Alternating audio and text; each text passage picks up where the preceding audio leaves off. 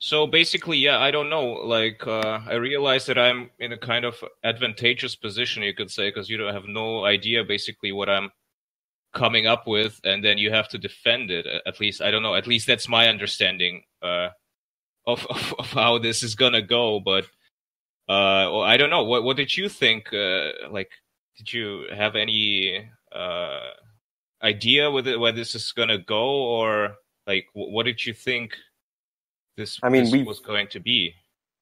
We've talked about this a little once before, so right. Expectations are on there, maybe a little bit more advanced since last time. Yeah. All right. Okay. Well, I guess I might as well just start, I guess. So I prepared like a statement, like I've written it down here. So I was attempting to kind of strip away as much detail as possible, so we don't like end up just producing links to papers and, you know, arguing over details and stuff like that. So basically, I try to keep it as general as possible. So okay, basically, I'll read it. I'll read this. Okay, basically, my statement is that the theory of evolution is so loosely defined and so self-referential that it is neither provable nor falsifiable. So, and we can get later into what I mean by self-referential stuff like that. It wouldn't matter whether you found any fossils in the record at all, or in what form, or what the geological evidence was.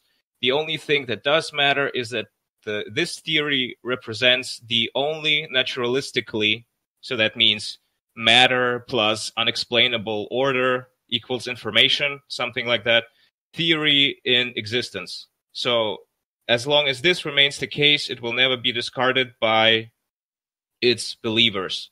And I use the word believers on purpose here because naturalism, right, that there is nothing outside of whatever is there in the physical world, what we can measure with our scientific equipment. There is nothing outside of that. That is a metaphysical presupposition, and basically you have to believe it and assume that it's true because it isn't. Again, you can't prove it otherwise. And so, however, that does not make it part of operational but origin science. So I make this distinction, right? So you can have, I think those are the right terms, where operational sciences would be like something like engineering, where basically you can't get away from the metaphysics, but you can kind of pretend like they don't matter when you're doing engineering, for example, when you're building a bridge. Because at the end of the day, you want the product to speak for itself. Like the bridge isn't supposed to fall down, and that's what matters. But origin science, so what evolution is, right? Because it explains where we came from and explains all of these metaphysical concepts and, well, origin science, it's in the name, right? That is different because, well, I don't want to go too much into this. We can discuss this. And so the last point is that science should teach both what it does and doesn't know, instead of assuming things are different than they really are because it fits the desirable solution. That is basically my appeal, I guess, to science, which for what it's worth. And okay, so yeah, so I have more stuff, but I guess I'll let you respond to this. Well, I guess I'll just start by putting forward my own positive argument. All right. I believe in the theory of evolution because I believe it's a parsimonious explanatory model that also has predictive power. So it's a model that starts with three principles. And it manages to explain the diversity of life on Earth, and it manages to explain why things change over time. It explains, just has extraordinary explanatory power. Man, I'm tripping over my words. And not only that, but something that distinguishes it as a science is its predictive power. So by that, I mean it can predict future data, novel data that, so it's not like some post hoc explanation. And yeah, that's basically the long and short of it. It's just all right. So so first of all, I would say that it's possible to have wrong assumptions in your theory and still produce true predictions, I guess. So I wouldn't say that that somehow justifies those grander claims of this theory that are built into it. But then again, you're saying it has great explanatory power. Like, could you give me some example of what you mean? Like, what is the predictive power of this theory? Okay, so as for explanatory power, it explains the placement of the fossils in the record. It explains why different organisms, different species, all have the same, all have DNA, all have just like how they relate to each other. So, why is that some animals are closer in genetic information than others? Right, but I mean, you can't really morphological similarities. Okay, I'll let you finish. Sorry. No, you can go on. Well, I mean, just basically, I don't really see how this works, because if you have, let's say, you have two pair or like two sets of fossils, right? And you start looking at like, okay, well, this part kind of looks like this other part, and so here are some similarities, here are some differences, therefore they had a common ancestor. Like, I don't understand, how do you make this leap? I mean, you're saying, okay, these fossils, they must have formed naturally, they must have been related at some point because we have this common ancestor theory, right? And therefore, let's look for similarities in the fossil record, and from then on conclude that similarities point to a common ancestry. Like, I just don't, because you could have different explanations, right? Like, it doesn't necessarily follow from homology, and this is one of those circular things, I call them circular or self-referential, that I guess I have a problem with, because it just assumes that homology by itself is somehow points to common descent, and I would say that this is basically unsubstantiated. This is just a claim, right? Well, actually, in evolutionary theory, there are other explanations for homology. I think.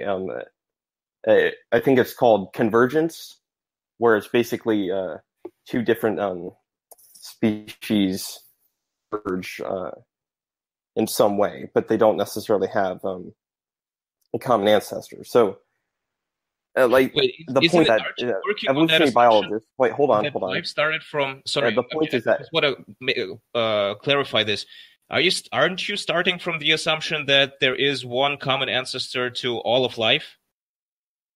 Well, I don't know if that would be a starting assumption of evolutionary theory. It's an implication of it.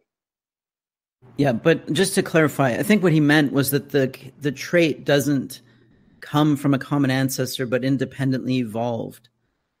So like dolphins and fish, for example, the fins they don't have fins because the fin evolved in a common ancestor. Dolphins sort of re-evolved fins, even though dolphins do trace back to fish way, way back. So I just wanted to clarify that. All right. Oh, wait. I mean, like, this is what I mean by loosely defined, I guess, because, okay, I'll put it this way. It seems to me that, which is why I said in my opening statement that it doesn't matter. The fossils don't really matter. And the evidence, empirical evidence, it doesn't really matter. Because as long as you have this core of, well, I guess what would be kind of the equation is something like small changes plus time equal big changes or something like that, or natural selection plus random variation equals great complexity. So as long as you have this kind of core, you will never be caught in a like I will never be able to say anything that falsifies this. It's just such a it's basically look at all of this stuff that we have and look at all this dead stuff and from there you again I would say assume that evolution took place. But it isn't really justified by anything that we can point at, that we can see. It's all interpretation of like semiotics and whatever else, like of patterns basically, and then making conclusions. And then also having a bunch of metaphysical assumptions that are outside of the realm of science anyway. Okay, well, as to your point about falsifiability, what I mentioned about being predictive of future data, because that's how you test a model. So, I mean, when evolutionary theory was proposed, Darwin didn't even know that genes existed. Yeah, that's neo-Darwin. So you understand then that as we our knowledge advanced, as all this new data came in, get risk that basically all that evolutionary theory would not have been supported. We didn't know what to expect. Well, right, and I would say that the same problems that Darwin faced in his time are basically still all the same problems that are like center to this theory today. Like the fossil record needs to get explained away, right? They kind of came up with this Jesus, what's it called? Is it this equilibrium, punctuated equilibrium, that basically, well, since we can't find these intermediary missing links or whatever they call the intermediary forms in the fossil record, it must have therefore happened in a way where there was long periods of stasis and then punctuated by sudden like jumps in evolution, but those like took place so fast that now that they basically didn't leave behind any trace, and it gets molded because it needs to be like they want it to be true, and they'll work really hard at it and say, well, if this doesn't fly, then we'll just change the theory, but to fit the evidence, without really having new evidence. So, for example, this punctuated equilibrium. Are you? Am I saying it right? Are you aware of what this is? Yeah, I know what you're talking about. Yeah, this right. So what was the additional evidence that made? I think Gould was the guy that made Gould come up with this explanation. What was discovered that suddenly punctuated equilibrium became tenable? Okay. So punctuated equilibrium, that was not suggested because they couldn't find transition forms. That was just a potential model that could explain the fossil record. And it's not because they couldn't find transitional forms. It's just that they didn't, based on the data they were looking at, they did not see a continuous gradual change. And also it should be noted that this equilibrium and rapid jumps, they are often staggered for different traits. So the point is, like, when you put it all together, it does look like gradual change overall. Well, I would say that it must be gradual change. No, I don't think it makes actually, any sense otherwise. There are other underlying mechanisms that can allow for punctuated equilibrium. And this has to do with our genes. Basically, there are some genes that influence the expression of other genes. And basically, if you get like a mutation that affects something that's called a transcription factor or some sort of a splicing enzyme, which again, they influence the expression of potentially many genes, then these specific genes significant effect on the organism if there is a mutation there. So it's not as simple as just like, oh, this one gene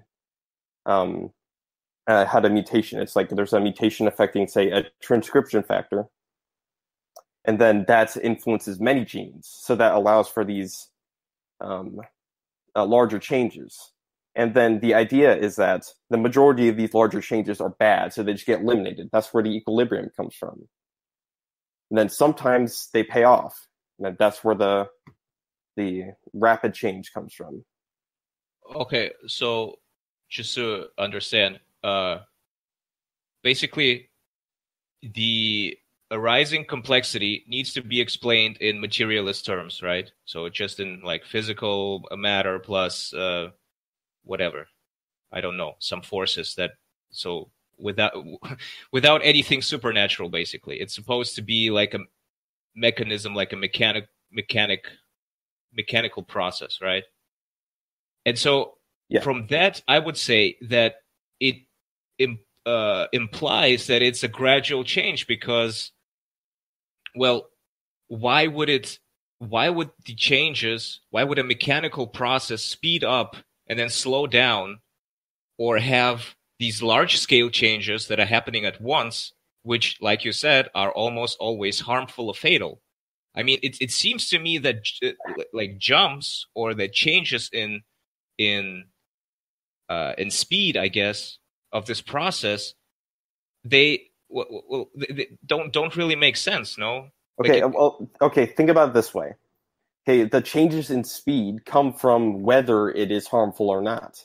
Okay, if there's no change at all, that means it's all bad because they're just dying out. Okay, if well, there no, is change, alligators are still the same. No, what? You have certain species that haven't changed almost at all. But that doesn't mean there aren't mutations. They're just getting eliminated. The long-term geological record has some periods of rapid divergence and creation of new forms. And the classic example is the Cambrian explosion, in which a whole bunch of new forms appeared in the fossil record. And this was a problem that Darwin recognized. This was confusing because it didn't fit the theory very well. Most of the data that he was aware of fit the theory fairly well. That data was a bit surprising to him. And it's still a bit of a mystery today why there was a sudden explosion of new forms in the Cambrian period. The data for that is, like, I guess the most important data and the stuff that impressed Stephen Jay Gould was the Burgess Shale. It's soft-bodied fossils from the Cambrian period that show a number of forms that were previously unknown because they don't have easily fossilized body parts. Like, they don't have shells and such. Yeah, I read about this, yeah. But I guess just at a high level, first of all, what we're talking about rapid speciation, rapid in the sense of millions of years. So it's not like it just happened in one day or something. We're talking, well, over millions of years this happened, and that's kind of rapid, for developing a bunch of new forms. It doesn't contradict evolutionary theory, and it's just... Nothing does. Well, you could make the same claim about almost any scientific theory, that it's unfalsifiable in some sense. Because, like, I might make a measurement of some, like, the speed of electricity traveling through a wire and say, wow, it went faster than the speed of light. Einstein just got wrecked. But then I might say, well, that's pretty unlikely that Einstein's theory is going to get falsified by me, so maybe I just measured it wrong. In fact, that happened not too long ago. There was a measurement that supposedly refuted general or special relativity, but then it was discovered to be an error. Anyway, so all scientific theories are sort of like that general critique you're making, in that... I don't know, man. I mean, I could keep measuring the thing, right? And then, I don't know, I'll measure it 10 times and I'll realize, I did make a mistake that first time. Einstein didn't get wrecked. Sure, but that's the point. The point is that the preponderance of data fit the theory. The theory explains the preponderance of data. Some data might be there as anomalies, right? So the Cambrian explosion is a bit of an anomaly, but it's not a sufficient anomaly to falsify the theory. It's still consistent with the theory in the same way that error measurement is still consistent with special relativity, because it is possible in that case to measure the the value incorrectly or something, or to have an instrument malfunction. In the case of the fossil record, well, the fossil record is not complete, right? There are lots of missing data, and there have been geological events and processes that are quite rapid as well. So there's another kind of punctuated equilibrium theory about the way the Earth changes over time. But I don't want to get off on a big tangent because this is supposed to be between you guys. But I just wanted to throw that in there. Sorry, I'll just let you guys get back to it. No, yeah, I understand. I think I understand what you mean. Like, you have a set of assumptions that the theory is based on, that are at the core of the theory. And then within that frame, you can, well, I don't want to say like twist the data around or like make it fit, but it's basically everything is presupposed to fit into that frame from the beginning. Like, okay, well, it's impossible to look at data outside of a theoretical lens. Of course, I agree. You're always going to be looking at things through inevitable. No matter what theory we're talking about, we're going to be looking at data and interpreting it some.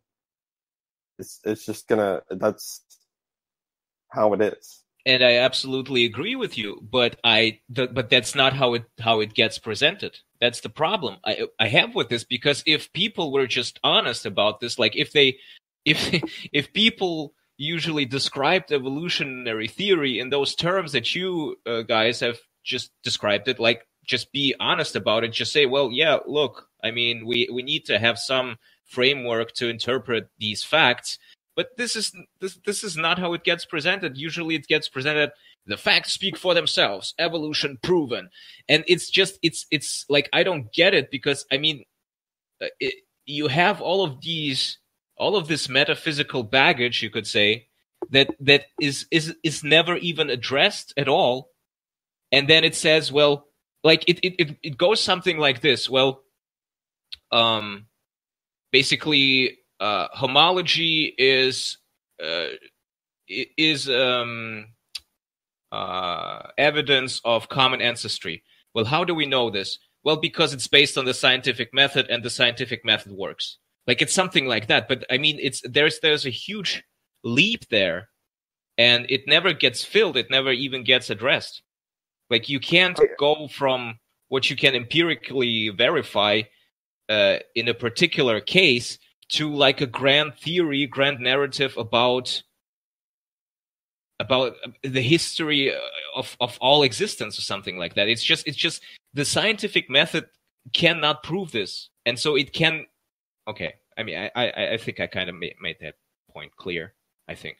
Okay, yeah, like the things you're talking about here, this is not even specific to evolutionary theory. This is like you were talking about how people just they like say the facts speak for themselves. Well, that's just a result of just human naivete about science. Okay, in fact, I think even most scientists are kind of naive about these kinds of things. Okay, just the more philosophically minded, the more skeptically minded people who actually understand the level of interpretation that goes into science. So, and then you were also talking about the metaphysical baggage that evolutionary theory has. But again, this is more specific to just science, or more general. Excuse me, the opposite of that. It applies more generally to science, not just to evolutionary theory. I would agree with you, but it's just that in this case of this theory, it has all of these implications for how people live their lives, basically, of how people see the world, of how people see themselves, their place in the world. But it's so, yes, probably my criticism applies to science in general. Probably that's true. But my problem isn't with all science, because not all science has these philosophical implications for just day-to-day life. And it gets pushed like it's not just, well, here's our scientific theory or whatever that we can work with. Right? We can't work with God. We can't work with aliens. I don't know, maybe soon they will, whatever. That doesn't matter. But Okay, so we have constructed this theory in a way that we can work with it as scientists, and this is what we have. But but it transgresses its area of authority, basically, or of expertise, and it becomes this narrative that has all huge implications for how people think, how people lead their lives, and all of that. Like, I mean, I could read you like which Huxley was this? Like Aldous, I think Aldous Huxley. I mean, I'm not gonna read if you don't want it. But basically, he puts it in well, the same thing that I'm expressing right now. That basically this was a way to get like objective morality out of the picture, right? Well, we come from atoms, and so it's all meaningless. But it's just not strong enough proof for it to have this influence. So, all right. So your objection then is not necessarily. It doesn't necessarily have anything to do with the evidence. It's more so the implications you think it has on people's lives. Yes, if it had no implications, I wouldn't care about it, because you're right. I could criticize any scientific theory with those points that I brought up, because it all is bound up with metaphysics, right? That's just how it is. Like, we can't get rid of that. But yes, my premier problem with it is all of these implications that come from it. Yeah. Okay, well, I guess one point you made was about how it's a way to get rid of objective morality. I think that there is a basis for objective morality at all. I think that even if God exists, anything he says, anything he believes or values is ultimately, like, the only reason that would even mean anything to any of us is if we subjectively value what God has to say. Well, and also just given the nature of... That's not true. I mean, you could value what he says, or you could not value what he says, but if he exists, then there is a basis for objective morality, and it's your decision, or it's up to you to go against it or to go with it or do whatever you want. But like, it doesn't change the existence of it. And my point is that regardless of whether God exists or not, nothing changes, because we're still subjects with our own subjective values. Okay, like, there's no difference. Especially what once you consider the fact that, I mean, just the nature of these claims. Okay, really, it boils down to just people choosing to believe in God because they want to. There's no incentive or reason to believe. Well, yeah, okay. And so, what is the point there? That nothing would change either way. Well, obviously, lots of things would change. Like, you have an entire afterlife and stuff like that, right? I mean, like, I don't even understand what you're getting at. Sure, people are free to believe or not believe. That's the whole point. But when something like a scientific theory gets presented to the public as we found the truth, here it is, guys, then of course this has a huge effect on people. Like, how could it not? But isn't that what you do with religion? You present it as, here's the truth, guys. Yes. Even though it's bound up in all these metaphysical assumptions, blah, blah, blah. Well, metaphysical assumptions can only be explained in that. Well, now you're going off on that. Yeah. Well, I don't want to get into God. Well, yeah, but I mean, you do the exact same thing. So, yes, most scientific theories are presented to lay people as, here's the truth, because most people are not capable of evaluating them themselves, right? Just in the same way that religion is presented as, here's the truth, just believe it, because most people are not capable of thinking about it themselves. So that's a valid criticism of all culturally transmitted knowledge, basically. Okay, but religion attempts to present this holistic picture, right? I mean, maybe it fails at that, maybe you don't like it, whatever.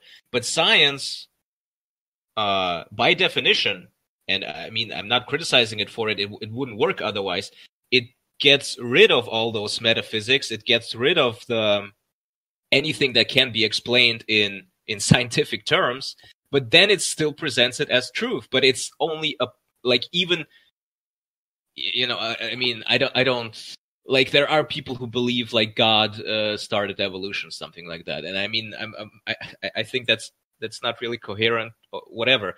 But my point is that science presents a partial view of the world, right? Because it has to, it can't do no other, but then it still goes and says, well, this is the entire truth. Like, you don't need anything besides that. And that is, I think, that's just dishonest, basically. Well, most people don't even agree with that, though. I mean,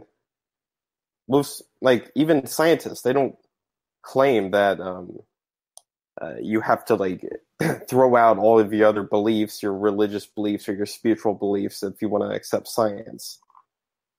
I mean, we could certainly disagree, but that's not even the ideas being pushed by scientists or just the general public. Well, wouldn't you say that evolution has been pushed pretty aggressively on the general public by scientists? Am I wrong?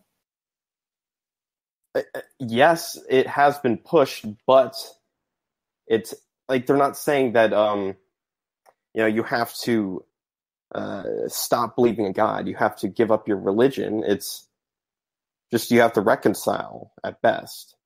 Well, yeah, I mean, sure, but I mean, I don't. I would say that there is a pretty clear, opposition to the traditional religious worldview in evolution. And I mean, you can look at whatever, just Google or just put into YouTube, science or evolution debate, religion, something like that. And it will, thousands of debates will come up. So obviously those things are seen as opposition, as opposed to each other. But I mean, okay, I mean, yeah, I don't know what we. Or I mean, do you have anything else to say on that point? That point specifically, no, I don't think so. Yeah, because I mean, I don't know, but I think it's pretty obvious that it's in opposition, as I said, but maybe. I don't know. I guess my point is that you kind of have to take into account the actual effect it has on culture and what people actually believe. If your point is that, evolutionary theory has implications in people's lives, all right, so then we need to actually look at people's lives and see how they're being affected. And just when you actually look at people's lives, they're not going around rejecting the religion because of evolution, I don't think. I don't know. What they're doing. I would say I would disagree with that. Because it's the majority of Christians they believe in evolution. So, I mean, exactly, which is, I think, which I don't think they should. Yeah, well, this just shows that evolutionary theory, it doesn't have the effect that you seem to be suggesting it does. Oh, you're saying because they still have Christian values, but they believe in evolution? Yeah. Okay. Huh. Okay. Well, another thing I just wanted to throw in there is that this applies to all kinds of other theories, like the heliocentric model of the planets was rejected by the church because it would undermine their model of reality. Mm-hmm. Yeah. The religion has fought against a lot of scientific theories and rejected them or eventually given up and accepted them. Yeah, exactly. It's a battle. It's a struggle. And then religions, I would say they... But would you reject the heliocentric model of the planets, planetary motion? Yeah, absolutely. So you think the Earth is the center of... Sure. If you take the subjective into account, which science doesn't. Okay, but no, well, it's a worldview. It's not supposed to be a scientific model. No, science takes the subjectivity into account in the sense that your perspective on things is different. Let's debate the flat Earth theory then, because that seems to be the next thing we'll have to debate. Yeah, that's actually I don't know I don't know if I'm ready yet, because I came across some claims that the Bible actually defends flat Earth, but I don't know. I have to look more into that, because I mean, I wouldn't be surprised. that would be like a reason maybe to not believe the Bible. But I don't know. That's like Just one of those reasons. Not really prepared for that for that conversation right now. Right, but you understand that it's basically been religion attacking science for undermining a religious worldview. It's not so much science attacking religion. It's science seeking answers to questions and trying to understand the world. And then this understanding undermines religion. And that's true you could say that's true of thermodynamics, of our cosmology, understanding the vastness of the universe, also the vastness of geological time. So you take evolution out of the picture entirely, and just the age of the Earth.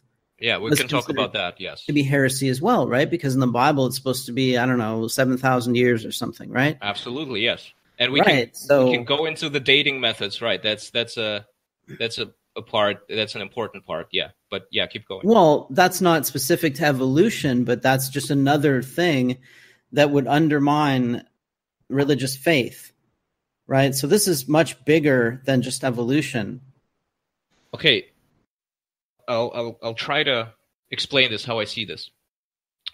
So basically, what science does is like I said, it strips away all of that stuff that isn't like amenable to scientific research, right? It puts that stuff away, okay, and some stuff is left, and out of that stuff that's left, a model or a theory gets constructed, and then they work with it as a working theory, whatever. I don't know what they're doing, but it's not a complete view of the world. And if science then goes and says, well, look, this stuff that we can quantify, that we can put in numbers, we've done our homework, and here are the numbers, and these numbers are now reality.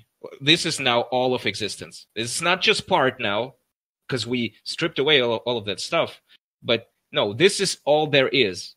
And this is what religion is supposed to be fighting, at least in my view, because that's not all there is to life. That's not all there is to existence.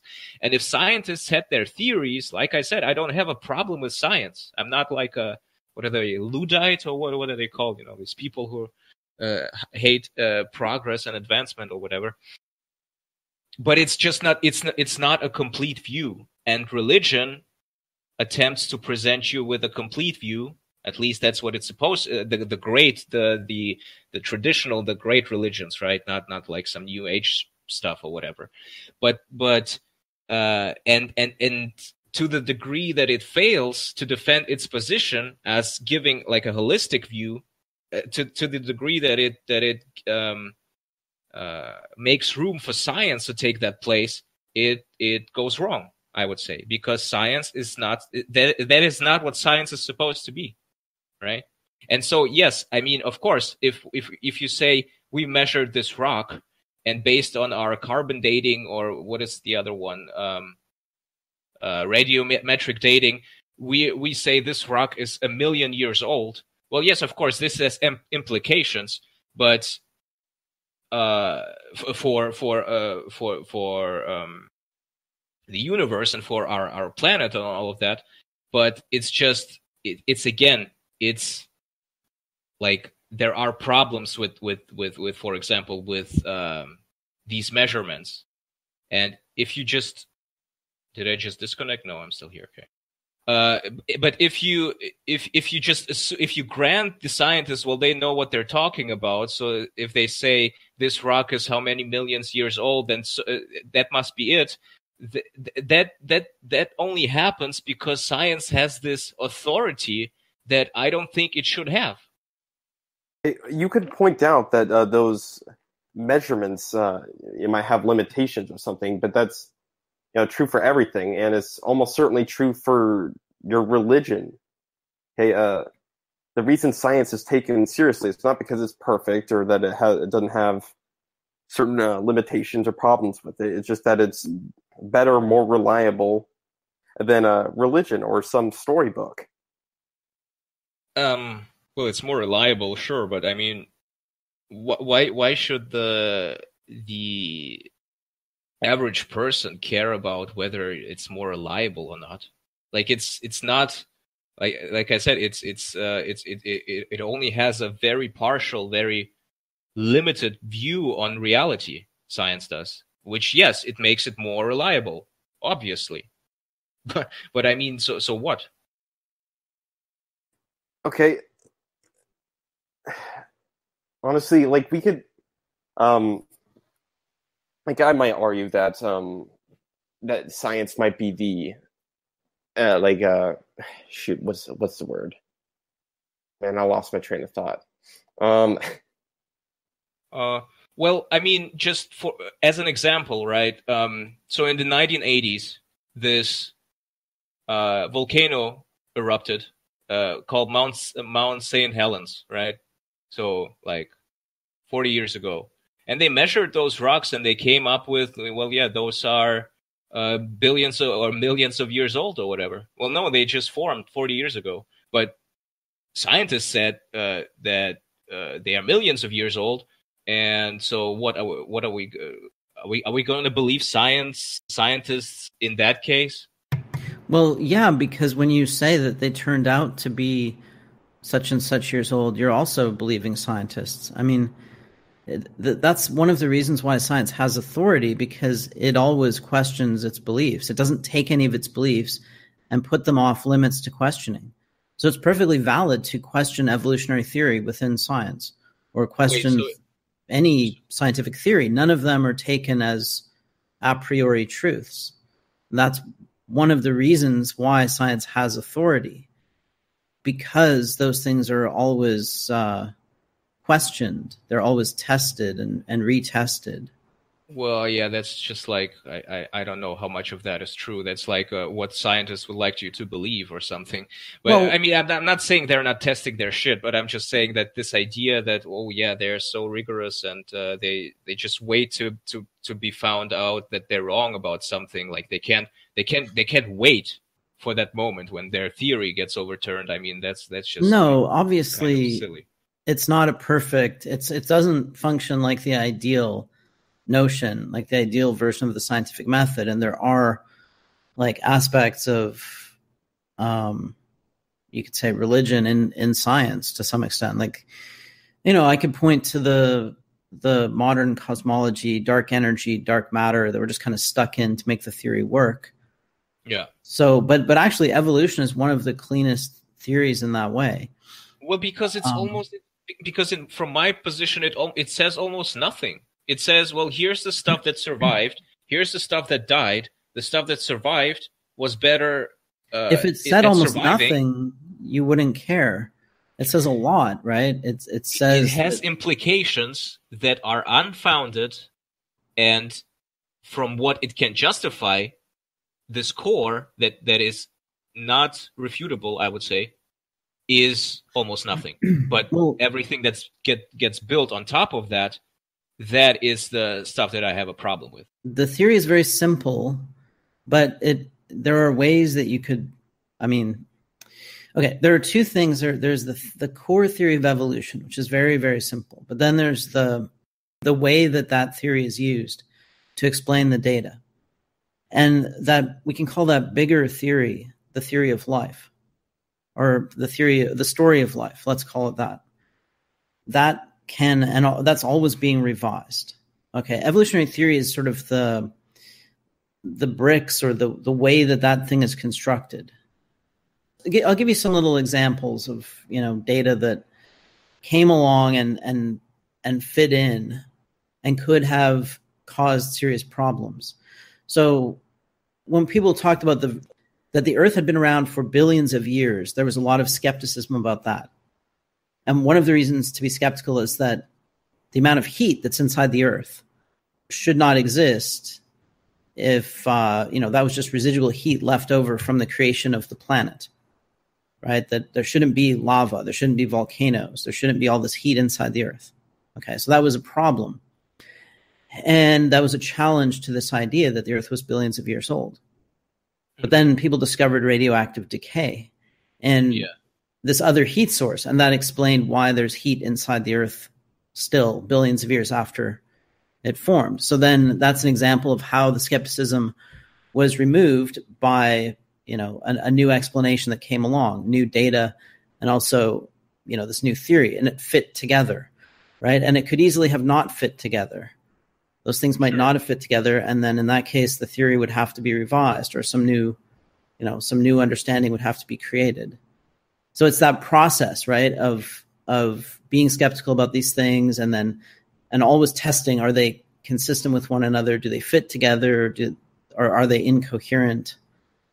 Right. Another example is embryology. You look at a human embryo, you see gills that look like the gills of a shark.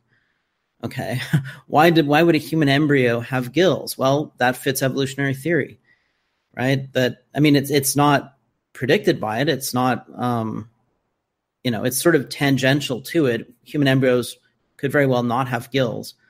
Wait, but they have gills? Yeah. Human embryos have gills. Embryo could breathe underwater? No, they form gill structures. Also, they have tails. Well, yeah, I'm looking at some. Admittedly, so human embryos form a gill structure, and then the gill structure is absorbed, and so it's hard to explain this without saying, well, because we have this ancestral form that was a fish that had gills, right? And you can see this ancestral form of gills in other in living fish, like lampreys, hagfish, things like that, lancelets probably. I don't know. I mean, you could just, sorry to interrupt, but I mean, you could just as well just say that this looks somewhat like gills, and since we already have this theory going that we came from fish, then yes, this is evidence in favor of that theory, but only if you have all of these presuppositions. Yeah, but that gives you it's not so much the presuppositions, but the theory then says, oh, hey, we should look at fish embryos. How do they develop? And sure enough, those structures turn into the gills. Right? And so this doesn't prove evolution. It's not something that's predicted by it, but it's something that fits with it very well and would be very weird if evolution were not true. Right? So in that sense, it's kind of like confirmation of it, even though it's not really a prediction and it's sort of tangential, but it would be something that you can explain within the framework of evolutionary theory. But without that framework, how the hell would you explain the existence of gills in a human embryo? Why would they have them? It doesn't make any sense, right? So I don't know. There are huge. Well, you can try to come up with another theory, but the point is that there are an enormous number of what you might call corroborating facts or observations like that. Like another one is one of the things that impressed Darwin was the radiation of species in a place like the Galapagos Islands, where you had finches that had radiated. Yeah, I'm familiar with the finches. That's one of those explosions of creativity where you get all these different forms that have all these different ways of life. And that would be hard to explain without, the theory of evolution. Like one finch species got there, colonized it, and then because there weren't other birds filling those niches, it had an evolutionary radiation to fill all those niches. And not only do you see that in the Galapagos, you see that in Hawaii, you see that in many other isolated places, right? So this huge mass of data has accumulated that fits into the theory very well. And that's a kind of supporting basis for it, because if you took away the theory, now you've got this big pile of facts that don't make any sense. Well, I mean, okay, so since we're talking about the finches, so I would say that the variation in finch populations is like a quantitative difference. I would classify it as quantitative changes. So what is the additional ingredient that makes quantitative changes over time? How is that qualitative distinctions? How is it quantitative? There's a finch that picks up a cactus thorn and uses it to dig into wood to get out insects. That's not a quantitative change. That's something totally new. Well, it is. You could say it's it's like part of this kind, I guess. Yeah, I guess we should also talk about species versus kinds, right? The biblical kinds. But I would say that maybe, well, you could basically say that the finch has this ability in its DNA, so to speak, right?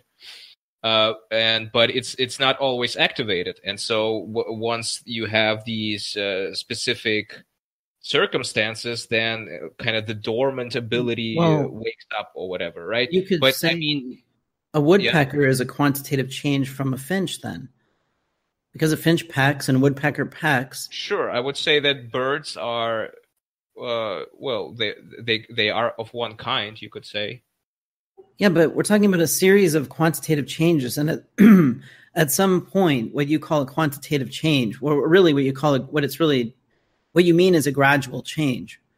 What I mean is that basically the length of the beak can vary, and what they do with the beak can vary, but it's not like they suddenly develop like fire-breathing abilities, right? Like what I mean by qualitative change is basically when a cow becomes a whale.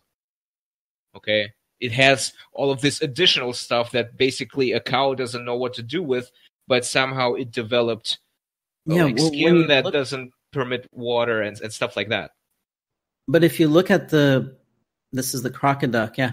If you look at the transitional fossils on the path to whales, you can see a bunch of fairly gradual steps. You don't see a giant leap. Like you don't see one day it's a hippopotamus and the next day it's a whale. Right, and I'm asking, what is it that produces these qualitative, as I call them, changes over time, when all that is ever observed are these quantitative changes that are, But if you add up all of those things that you're calling quantitative, you eventually get qualitative changes.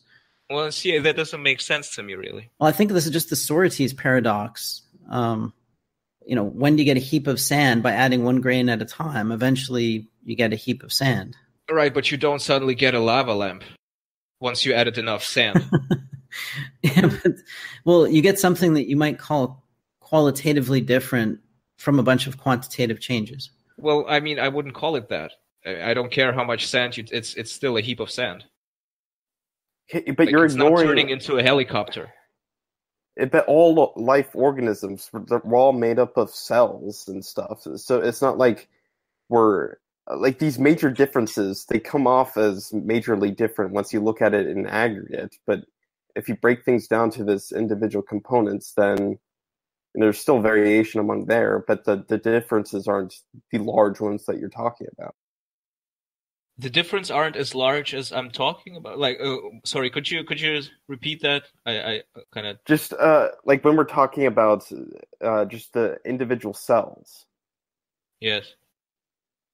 Okay, like if you're going to compare one cell to another, it's not going to be the same as comparing a hippopotamus to a whale. So, like the point is that these major differences are coming from the fact that we're looking at something in aggregate. We're looking at a very complex life form with many different, made up of many cells. So you're saying, yeah, right. But I mean, we first have to get to that complex life form in the first place, don't we? I mean, I guess we don't if you don't assume that all life came from one organism. But I mean, it's really like I think it's easiest to see when you go to the very beginning, right?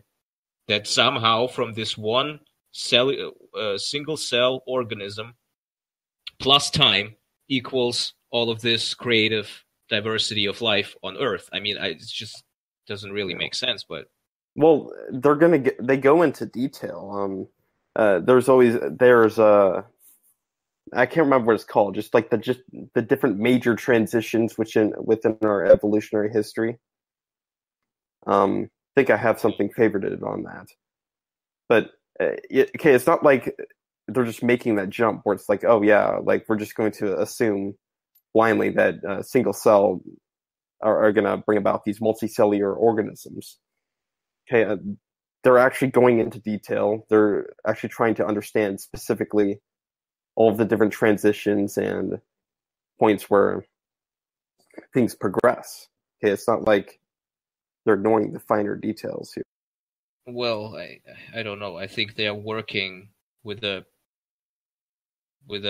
set goal in mind, and then they can go into details. I mean, I like that stuff is theoretical, right? Like you can't go back and look at it. What they have is an established model that has already held up to scrutiny for so far. It's just, as far as we've seen, this model has been predictive and it explains existing data, and now we're going to use this model that has worked thus far to try and explain further things that don't make sense to us yet. Do you mean that this, when you say this has stood the test of time, do you mean that there is no alternative scientific theory? Well, not necessarily that. Just that as we're making predictions, okay, these predictions are continually being confirmed rather than contradicted. There's no reason for us to believe that when we finally discovered genes, that would actually work together with evolutionary theory. There's no reason to believe that as we continually find fossils in the fossil record that it would be consistent with the implications of the theory. That's basically what I mean. I think they've gone back and forth a couple of times on those with that fossil record stuff. No, I think they made huge adjustments in some cases based on the fossil record. But yeah, of course, it can't. Are you referring to punctuated equilibrium? No, I don't have it. Like, I don't know it off the top of my head, but something with birds or something like that. They had to. Well, they had to redraw the tree of life, basically. But it's not like there was like some devastating piece of data where they found like some mammalian fossil 4 billion years ago. Okay, yeah, I don't know, man. Like, I don't like I really don't have all that faith in those findings and those interpretations. So I guess well, I don't know. Did you want to say anything else? Because no, you can. Okay, because I have basically so the stuff that's left. Okay, so basically we can talk about species. Why it's such a strange definition of species is what I would like to know. And then we can talk about the dating methods, and also I wanted to bring up a couple of these fake made up stuff that was basically to show that they lied in the past already, and I don't know what sense it makes to believe somebody who has lied in the past multiple times with regards to evidence, evolutionary evidence and stuff. So I don't know. Do you have any preference? What do you want to talk about? No, I don't have a preference. Just all right. So I mean, I guess the species thing is. I was thinking about this yesterday. So basically, they talk about speciation when the offspring cannot reproduce with the parent, so to speak, right? They say, well, this is a new species. Right? Am I right? No, it's not that the offspring can't reproduce with the parents. It's just that enough generations of change has happened that two populations they just go in different directions. So it's not like, well, yeah, actually, it's not even one generation to another. It's just this population has changed in this direction. This population has changed in another direction. Yeah, so basically what happens is that they breed some mosquitoes in a lab, right? And then after 100 generations, they have these two populations, and they say, well, look, this is speciation in action, right? We have here two different species, therefore evolution. But there's still mosquitoes. I don't think people who just again everyday people who hear that we have shown speciation to be true. I don't think they think in terms of, well, they have two mosquitoes that can't produce offspring. I think, again, I don't know. It seems kind of disingenuous to me. Well, directly observing speciation has never like been like the backbone of evolutionary theory. It's a minor point. I'm not saying that this is like a huge part of it, but I'm just saying that I think that the average person who listens, well, here's a new species, they might have something in mind of, well, they have different organs or something, not that they are like basically identical looking mosquitoes, and that's enough. No, okay, that's not the problem of scientists, though.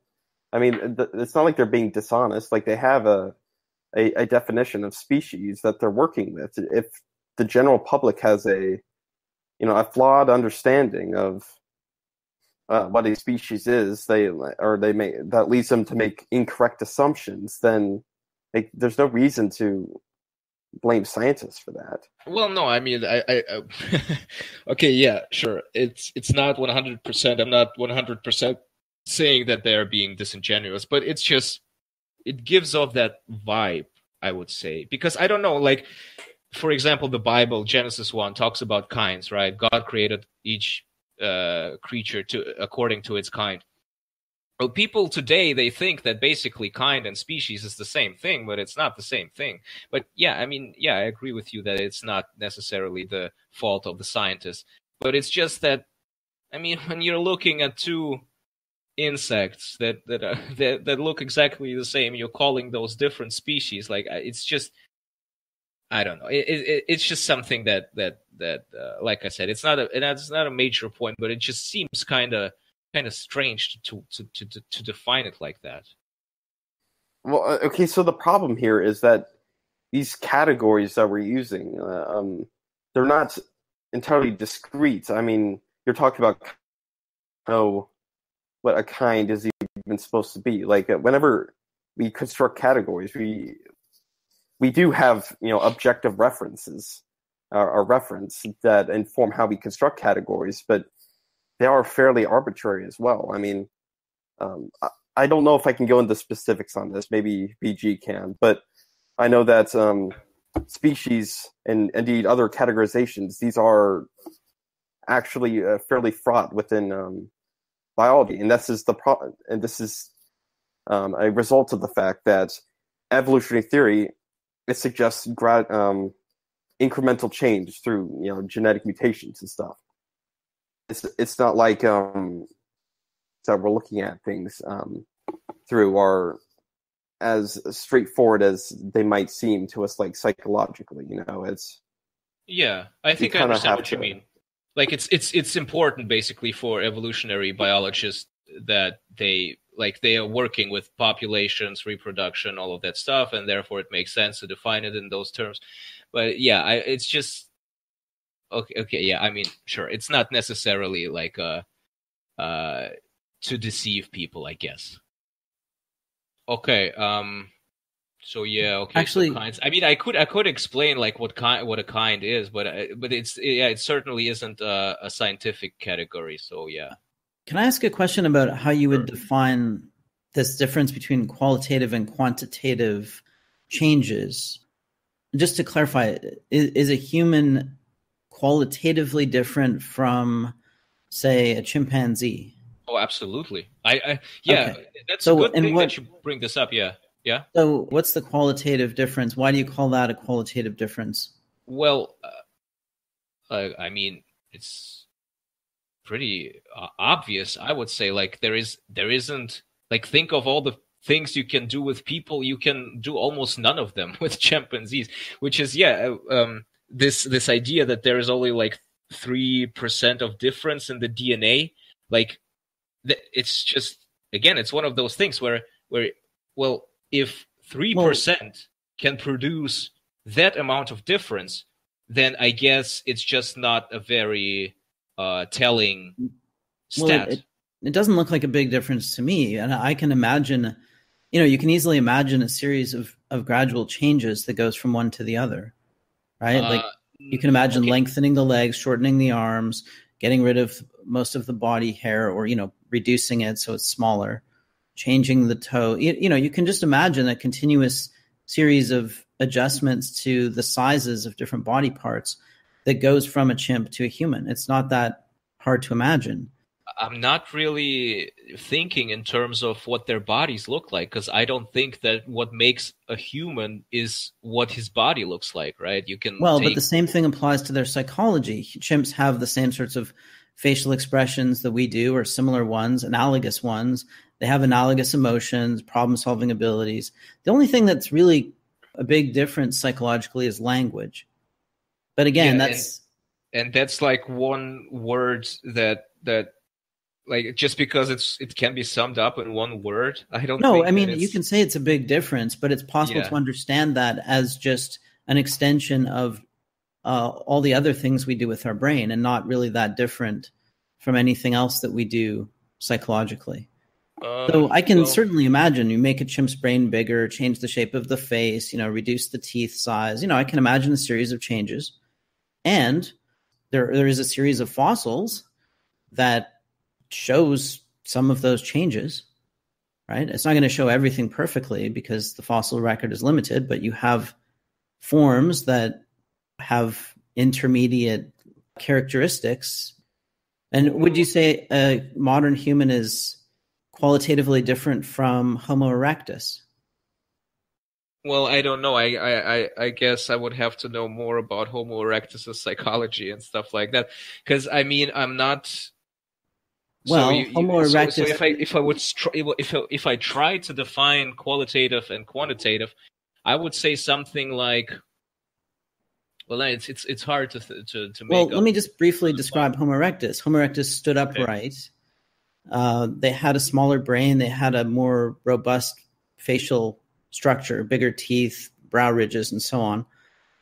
They had a special kind of brow ridge. They used tools.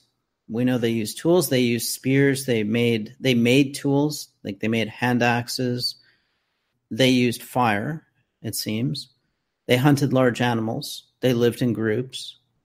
We don't know if they spoke, but they're certainly pretty much like humans in a lot of ways, closer to human beings than chimps in their behavior. But well, I guess based on that, different. I would say that probably it isn't a qualitative difference then. Okay. I don't know, but I'm not like I'm working with what you're giving me. I don't know. Like but like you're saying, you don't know that if they spoke. Like based on that, it might be qualitatively different. But that's the only thing that's sort of conveniently not in the fossil record, Yeah, sure. I'm sure we could find intermediate languages if they could be in the fossil record, but they're not, right? And you can go from Homo erectus to Australopithecus, which had shorter legs, longer arms, but still walked upright, smaller brain, used tools, but very rudimentary tools, probably didn't use fire. Now, is that a qualitative difference? You see, it's just the Socrates paradox, right? It's like you have to draw a line somewhere. So you just say at some point, okay, enough differences have accumulated that I'm going to say these things are qualitatively different. Yeah, I don't know. I guess for science, for a scientific theory, yeah, you would have to draw the line somewhere. Yeah, doesn't really work. Well, the genus line is drawn between Homo erectus and Australopithecus. The species line is is a finer distinction. So Homo erectus and Homo sapiens get different species names, but it's quite possible that they could have interbred, right? I don't know. It's possible even that, and it seems like Australopithecus or something like that exchanged genes with chimpanzees too. So there might have been a couple of like sort of cross genus gene transfers going on there. Anyway, I just wanted to know, like, I don't know if you can define it, but it seems like it's just an arbitrary choice that at some point you say, I think these things are different enough that they're qualitatively different. Well, I guess I would say, like, if you take dogs as an example, right, because it's such an obvious example because they have all of these different looking dogs and stuff, I would say that all of those dog breeds are all quantitative. But if you have a cat and a dog, those are qualitative. Yeah, but that's just a number. That's just a bigger difference, right? I mean, like dog breeds are kind of different amongst each other, and then a dog to a wolf is different a little bit. What about those are all like quantitative. What about a dog to a coyote? Well, still quantitative. Yeah. Okay. So when does it become qualitative? when it's a different kind. But it seems like it's just that you don't have a transitional. You just draw the line where you don't see a transitional member. Like it's just a matter of a bigger difference. So the difference between a cat and a dog is not that huge, right? There are some differences. Sure. Retractable claws, for example. Yeah. But they have claws, they have teeth, they have eyes, they have ears. Yeah, so it would be like a small qualitative difference, I guess. Yeah, but I'm just saying there doesn't seem to be any criteria here other than just the way you. Well, it's like when there's new information that wasn't there before in the DNA, something like that, maybe. Like finch beaks are what they are. But that's happens every time a mutation happens. New information. Like that just happens from parent to child. The existent information was altered, lost in some sense. Like how does a mutation even produce new information? It produces new information by having like an insertion or just a point mutation. Wait, isn't it usually a loss of information? A mutation? No, not necessarily. There are like insertions where a particular base pair might be inserted into this DNA strand, or a point mutation where one just gets traded out, and those are they're essentially changes. Yeah, whether it's like a loss of information or a gain of information, that's a huge difference, no? I mean, where does it come from, the new information? Like, I was assuming that it's depends on how you look at it, really. Yeah. I mean, if it's a point mutation, then it's just trading out a particular base pair. So then it's... Yeah, so you have like stubby legs instead and replacing with something else. Yeah, okay. Well, okay. So yeah, it's something... Well, okay, I guess I don't have a working definition right now, and I mean I don't know, like it's fine to have this definition of species. It's just that it's I'm just saying that it's not usually that what people think of. I guess think about different species. I don't know that. It's just like a hunch that I have, but yeah, it's not. It's not obvious how you would define it, qualitative versus quantitative. Okay, so yeah, so I don't know right now. Okay, and did you have something else that you want to talk about? Well, that second. So I guess just in general, the point about the point that volcano eruption, where it's obvious that this thing isn't as old as this dating method says it is. So, like after that, what sense does it even make to trust in that method? Like, but why? What led you to conclude that it was wrong in the first place? Like, originally it said this, and then you realized that was wrong. So, what brought about that realization?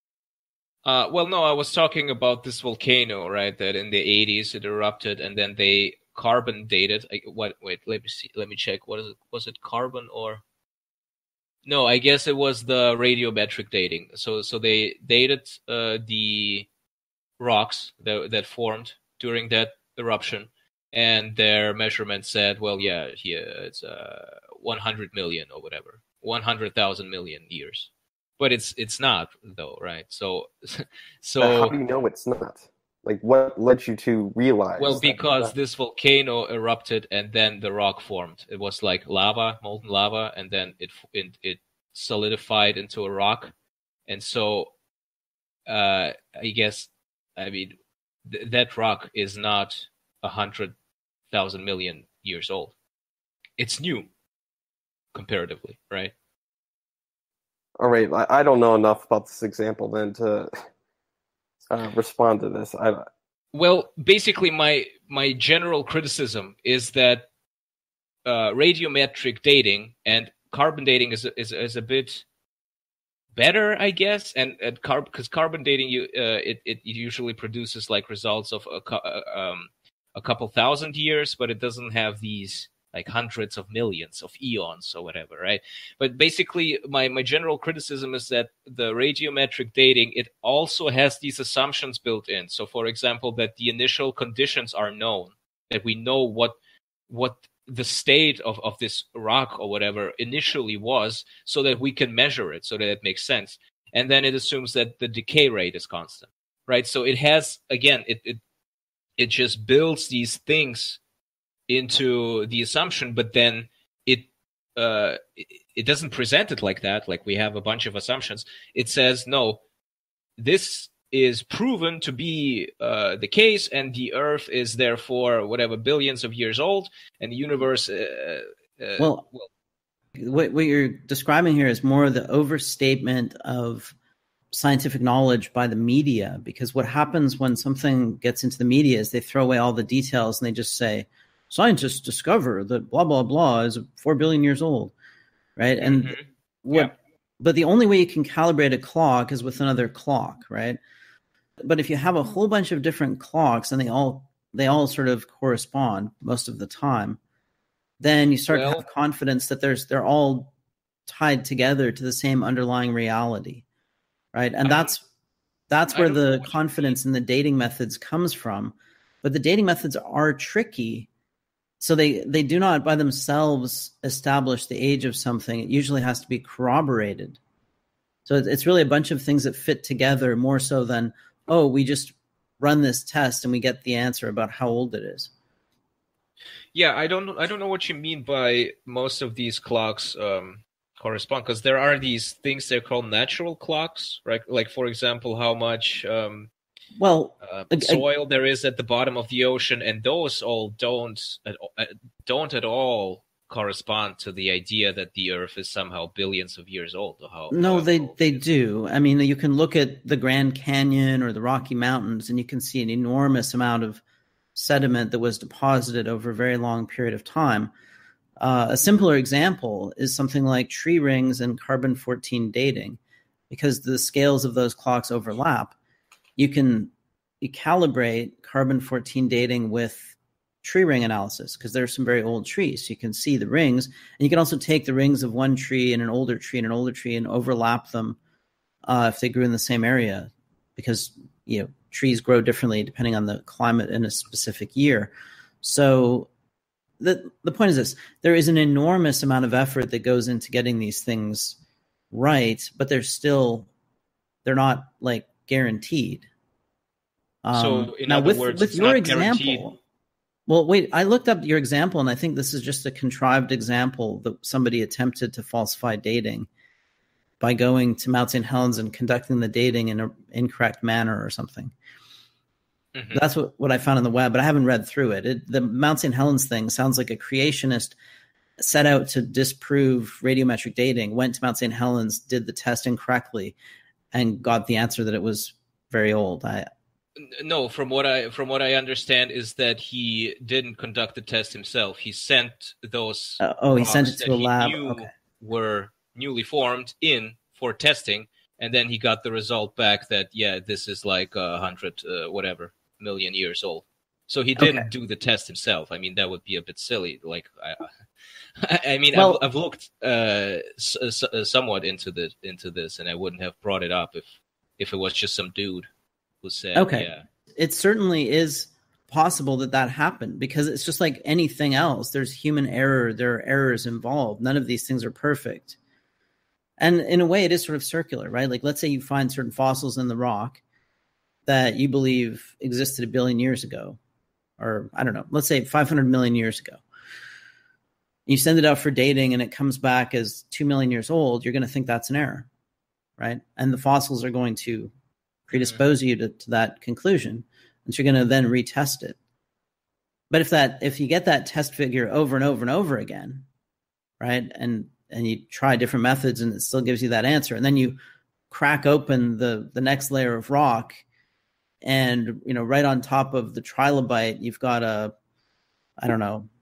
bottle cap from a Coke bottle or something, then you're really going to or you've got an Australopithecus fossil under the trilobite, then you're going to say that this is insane, something we have to rethink the entire theory, Well, yeah, but that doesn't happen, right? What? Do you think that would happen, actually? Or would they just sweep it under the rug? Well, I don't think they would sweep it under the rug. I don't think it's a grand conspiracy. I mean, I think if you found an Australopithecus fossil underneath a trilobite fossil, you would publish it because it'd be really, really interesting. You'd be famous, Yeah. And a lot of these ideas evolve over time. Like, people used to think the dinosaurs died out because of some gradual process, right? There were a bunch of theories about the dinosaur extinction. Then they found what's called the KT boundary clay. And they found it in different parts of the world. And so they slowly built up this explanation of an asteroid hitting the Earth and causing this massive discontinuity in the fossil record, right? Like the disappearance of the dinosaurs. But that developed over a long period of time with all kinds of different corroborating types of evidence that fit together in a certain way. And there's only one way to make them fit together, right? So it's more of a coherence theory, because it's not so much that evolution makes precise predictions that are then verified or would falsify the theory. It's more of a coherence theory because it is historic and it doesn't make precise predictions. All it really predicts is that we will be able to fit things into this framework, that was my point. That's but that you brought there it are up, lots of things that we couldn't fit in if they actually occurred. Like if we did find Australopithecus fossils under trilobite fossils, well, yeah, okay, we might be able to fit it in, but then that would be a really big anomaly, right? And that would be an alarm bell going off. And so we'd say, well, maybe the trilobites survived. We'd have to go looking for other trilobite fossils and stuff. So yeah, there's probably always a way to explain away anomalies, just like there is with relativity theory. If I see something traveling faster than light, like if I measure something like that, my guess is instrument malfunction because of the theory. But if those sorts of observations started popping up all the time everywhere, then people would have to go back and dust off the theory and say, we're going to have to change it because we can't just, explain every single one of these. And if I could reliably get the instrument to do that, then again, I'd have to figure out what the hell was going on, right? So it's a matter of which theory makes all of the data fit together in the most coherent way and that reduces the complexity of the data by relating them to each other. Okay, so I mean, I don't know. I mean, you said in there that there is all of this evidence that speaks, like you brought up the Grand Canyon, right? But there are other examples of like formations that happened very fast, that they came about like very quickly. Like, for example, the Fly Geyser. Is that how you pronounce it? Geyser, I guess. And then all like different examples, or like trees that I think are frozen in a way where a single tree transgresses what's supposed to be like a period, like these eras, right? Basically, a tree goes through a period that is through multiple different periods. And how would you explain like things like that? So basically, yeah. Well, I don't know what example you're talking about. Well, yeah, exactly. I don't think it's that useful to talk about these single examples because you could like go down a rabbit hole on each one of those. But it's just like I just basically, my point is that it's not all in favor of the theory. Like there are things that are that speak against it, and I don't know to what degree those are studied or ignored, or how much attention is being paid to them. Because you're saying it's not a conspiracy. I mean, okay, fine, maybe it's not a conspiracy, but it's like the best next thing. Like it's been the working assumption of biology, right, for almost 200 years now. Like I don't know. Yeah, but working assumptions get overturned if they fail to work. So if they're not working assumptions, like the reason they're maintained is because they work. Okay, so what would have to happen for you to say that it doesn't work anymore? Well, a large mass of data that would simply not fit into the theory.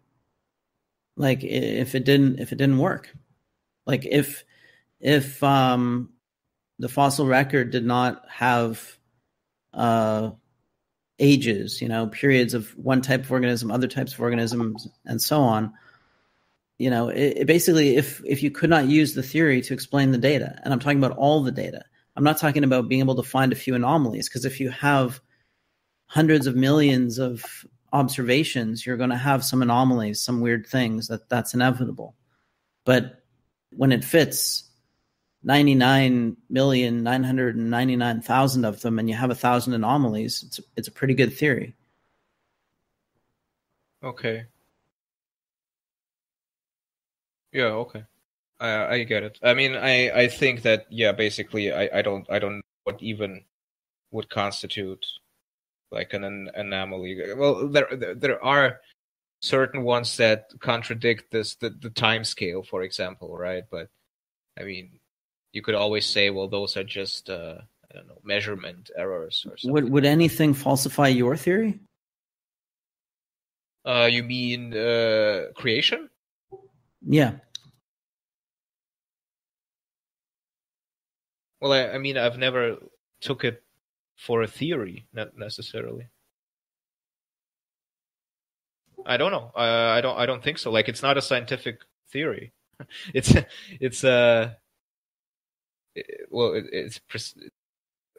obviously it's the opposite of that almost. Like, it's not scientific. It's a worldview that you can.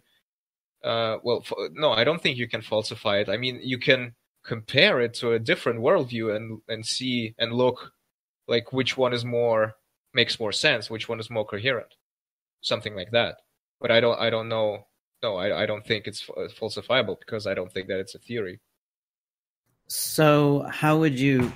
I guess then you're what you're saying though is you're a priori committed to your theory, so that it doesn't matter what evidence there is. It wouldn't change your beliefs, and so therefore, no matter what evidence there was for evolution, you wouldn't believe evolution, right? Because it conflicts with this a priori assumption.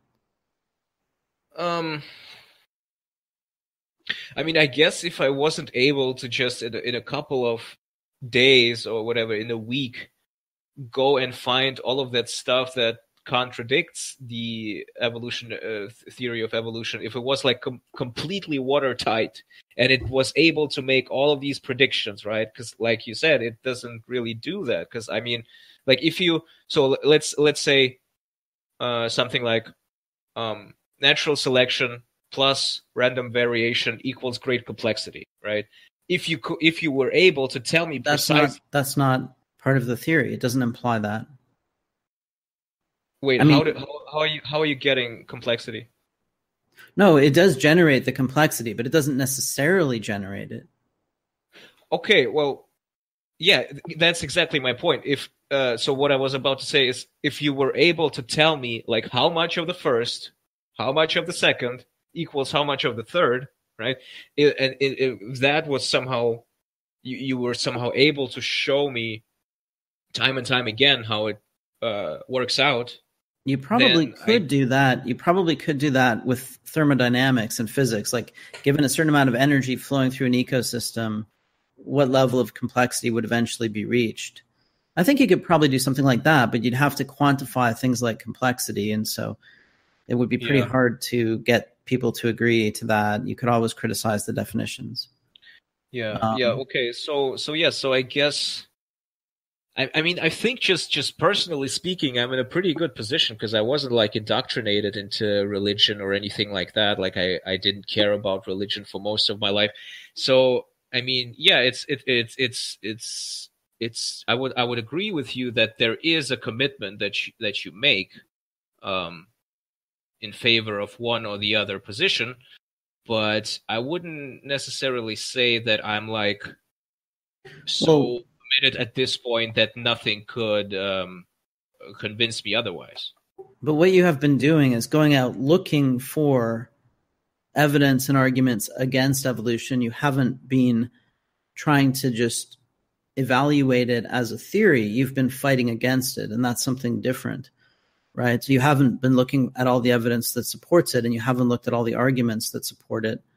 You're specifically seeking counter arguments because you're acting as a lawyer, right, in a trial, not as a seeker of truth. So you can't evaluate it from that perspective because you're opposed to it. You're emotionally and ideologically opposed to it from the beginning. Well, I guess in some sense, well, first of all, this was supposed to be a debate, right? So it would be strange for me to go look for evidence in support of the other guy's position or the other side's position. But the point, I lost my train of thought. I wanted to say so. Well, you could have still done that and had the internal debate and then maybe come out of it and said, oh, well, I changed my mind. I agree with you. Or I've evaluated it. I've really questioned my own beliefs. I've put them internally on trial first. And then after doing that, I've come out and I still believe what I believed before. And so I'm in a position to debate it. Okay, sure. Yeah, I mean, sure. I could have done that. But I remembered what I wanted to say. Basically, my whole problem with this is what I said at the beginning, right? That it is presented as the final word on that matter. Like, it's presented as truth. It's presented as like you're stupid if you doubt this. You're like a religious cook or whatever. Like if you doubt this, right? You're like basically you don't go with the times, right? We are all sophisticated folks here, and we are scientists, and you are like an idiot for not going with the flow. That's primarily what I have a problem with. It is an established theory, but to be honest, almost nobody really understands it because it's not the sort of theory that most people can understand. So, yeah, there's the assumption that most people have is that if this is the established science, therefore it's true, but they don't even really know what they're talking about. Like most atheists who think they're so clever because they believe in evolution and think religious people are retards, don't understand evolution themselves. Yeah. So sure. People are not that smart. That's just the way it is. And they're always going to look to authorities because they can't make decisions for themselves.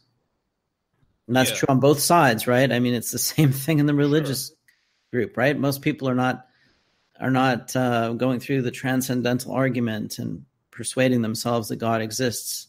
They just believe it because they were brought up in that faith. Yeah. Right.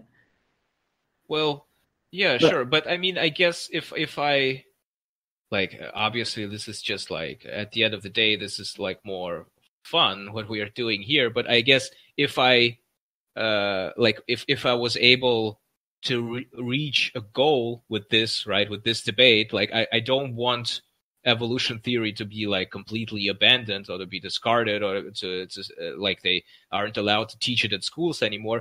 I would just be happy if it was presented in a more honest, I would say, manner. That would be my goal, basically. That this is our scientific explanation. We don't really have another one. Like, I don't know what intelligent design. I didn't have time to look into that. Yeah, so this is what we have right now. This is what we're working with. And this is our best answer, right? Like, I would be content with if it was presented like that, but it's just not really. Does the existence of gills in human embryos cast doubt upon your belief? Yeah, it certainly does. I would have to. I'll write it down and I'll look into this. That they have, like, it's not just humans. It's vertebrate embryos. They all develop gills. Yeah. All the ones that sure. I'll look into this. Descended from some primordial fish. They all develop the gill structure. That's interesting. I don't have an alternative explanation. Right. There are a lot of things like that. Like, human embryos have tails as well, that then pull up into the body and tuck underneath, right? So you have a little tail in there, the tailbone, which is morphologically very similar to the tail of a monkey or any mammal. I mean, there are a whole bunch of things like that. I have some inclination, I guess, of an alternative, like, I mean, maybe I shouldn't say anything because I don't know, like, I haven't internalized it completely yet, but there is this idea, like when you're working with forms and kinds, right? So, for example, the creator, God created everything according to its kind. Well, the kind is kind of another way to think about it would be like Plato's form. And the idea is that those forms, they all kind of mirror each other in a way, like they have reflections of each other.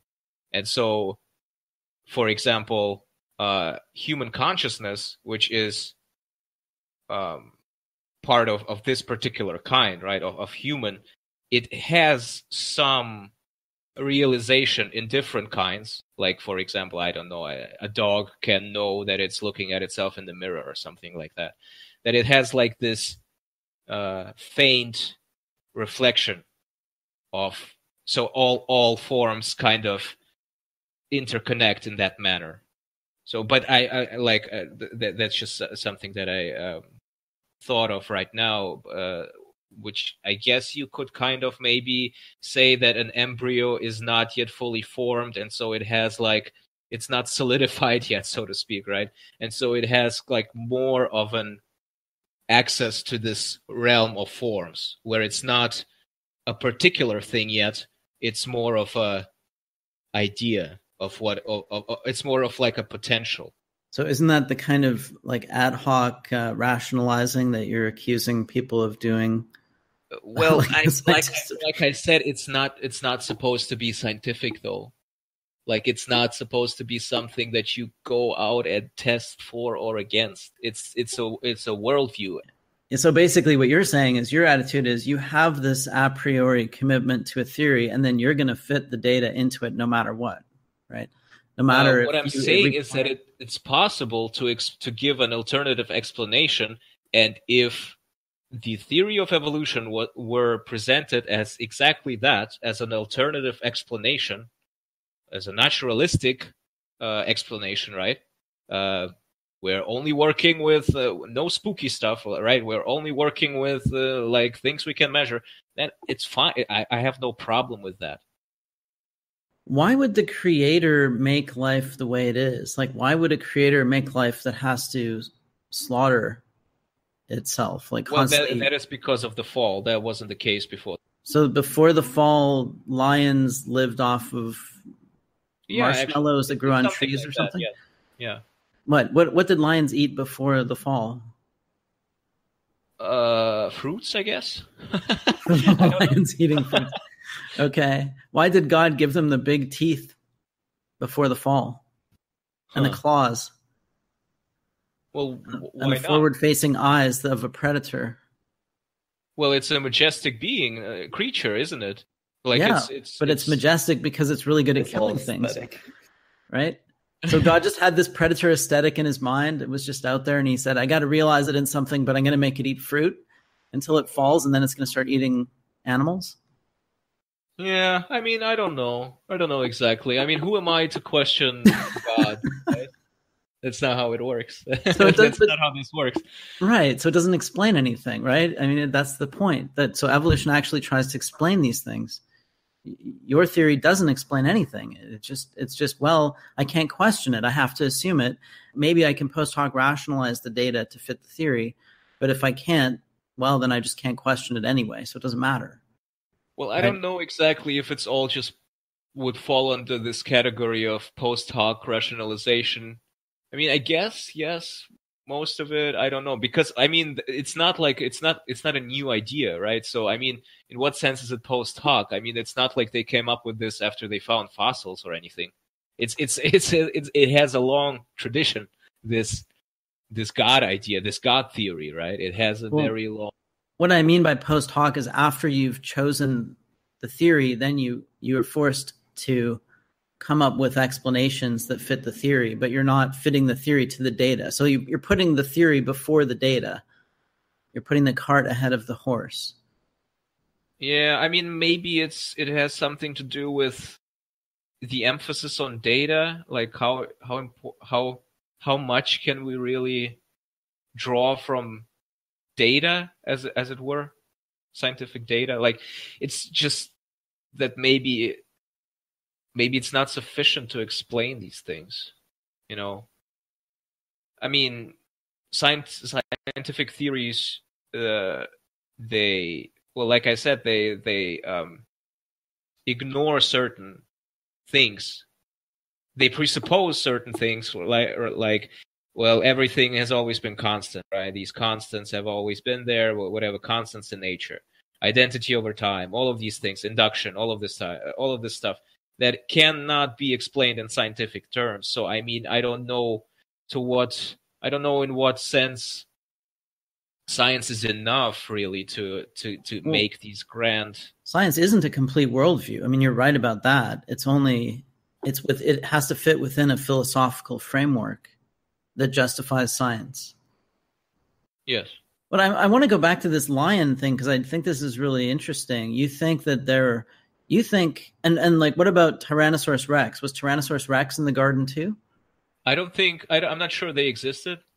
They're not sure if they existed or not. Okay. Yeah, because that's something actually I want to ask you. Like, wait a minute. Just let's stick with the lion just for 1 second. Okay. So we've got the lion in the garden. The lion eats fruit, but then because I don't know if it eats fruit. Like, maybe they didn't eat at all. Like, maybe they like. I don't know what the world was like before the fall. It was completely different. Like, it was.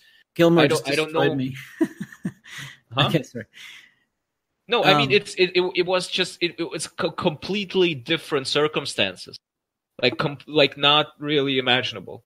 And so basically, a woman eating an apple caused lions to not eat apples anymore? Well, I mean, let's say they didn't have to eat at all beforehand. Well, now, after the fall, they do have to eat, right? Or they're going to die. And so what is a creature that is designed to be a lion gonna eat? Why would God design this creature to be a monster like a lion and go around killing things?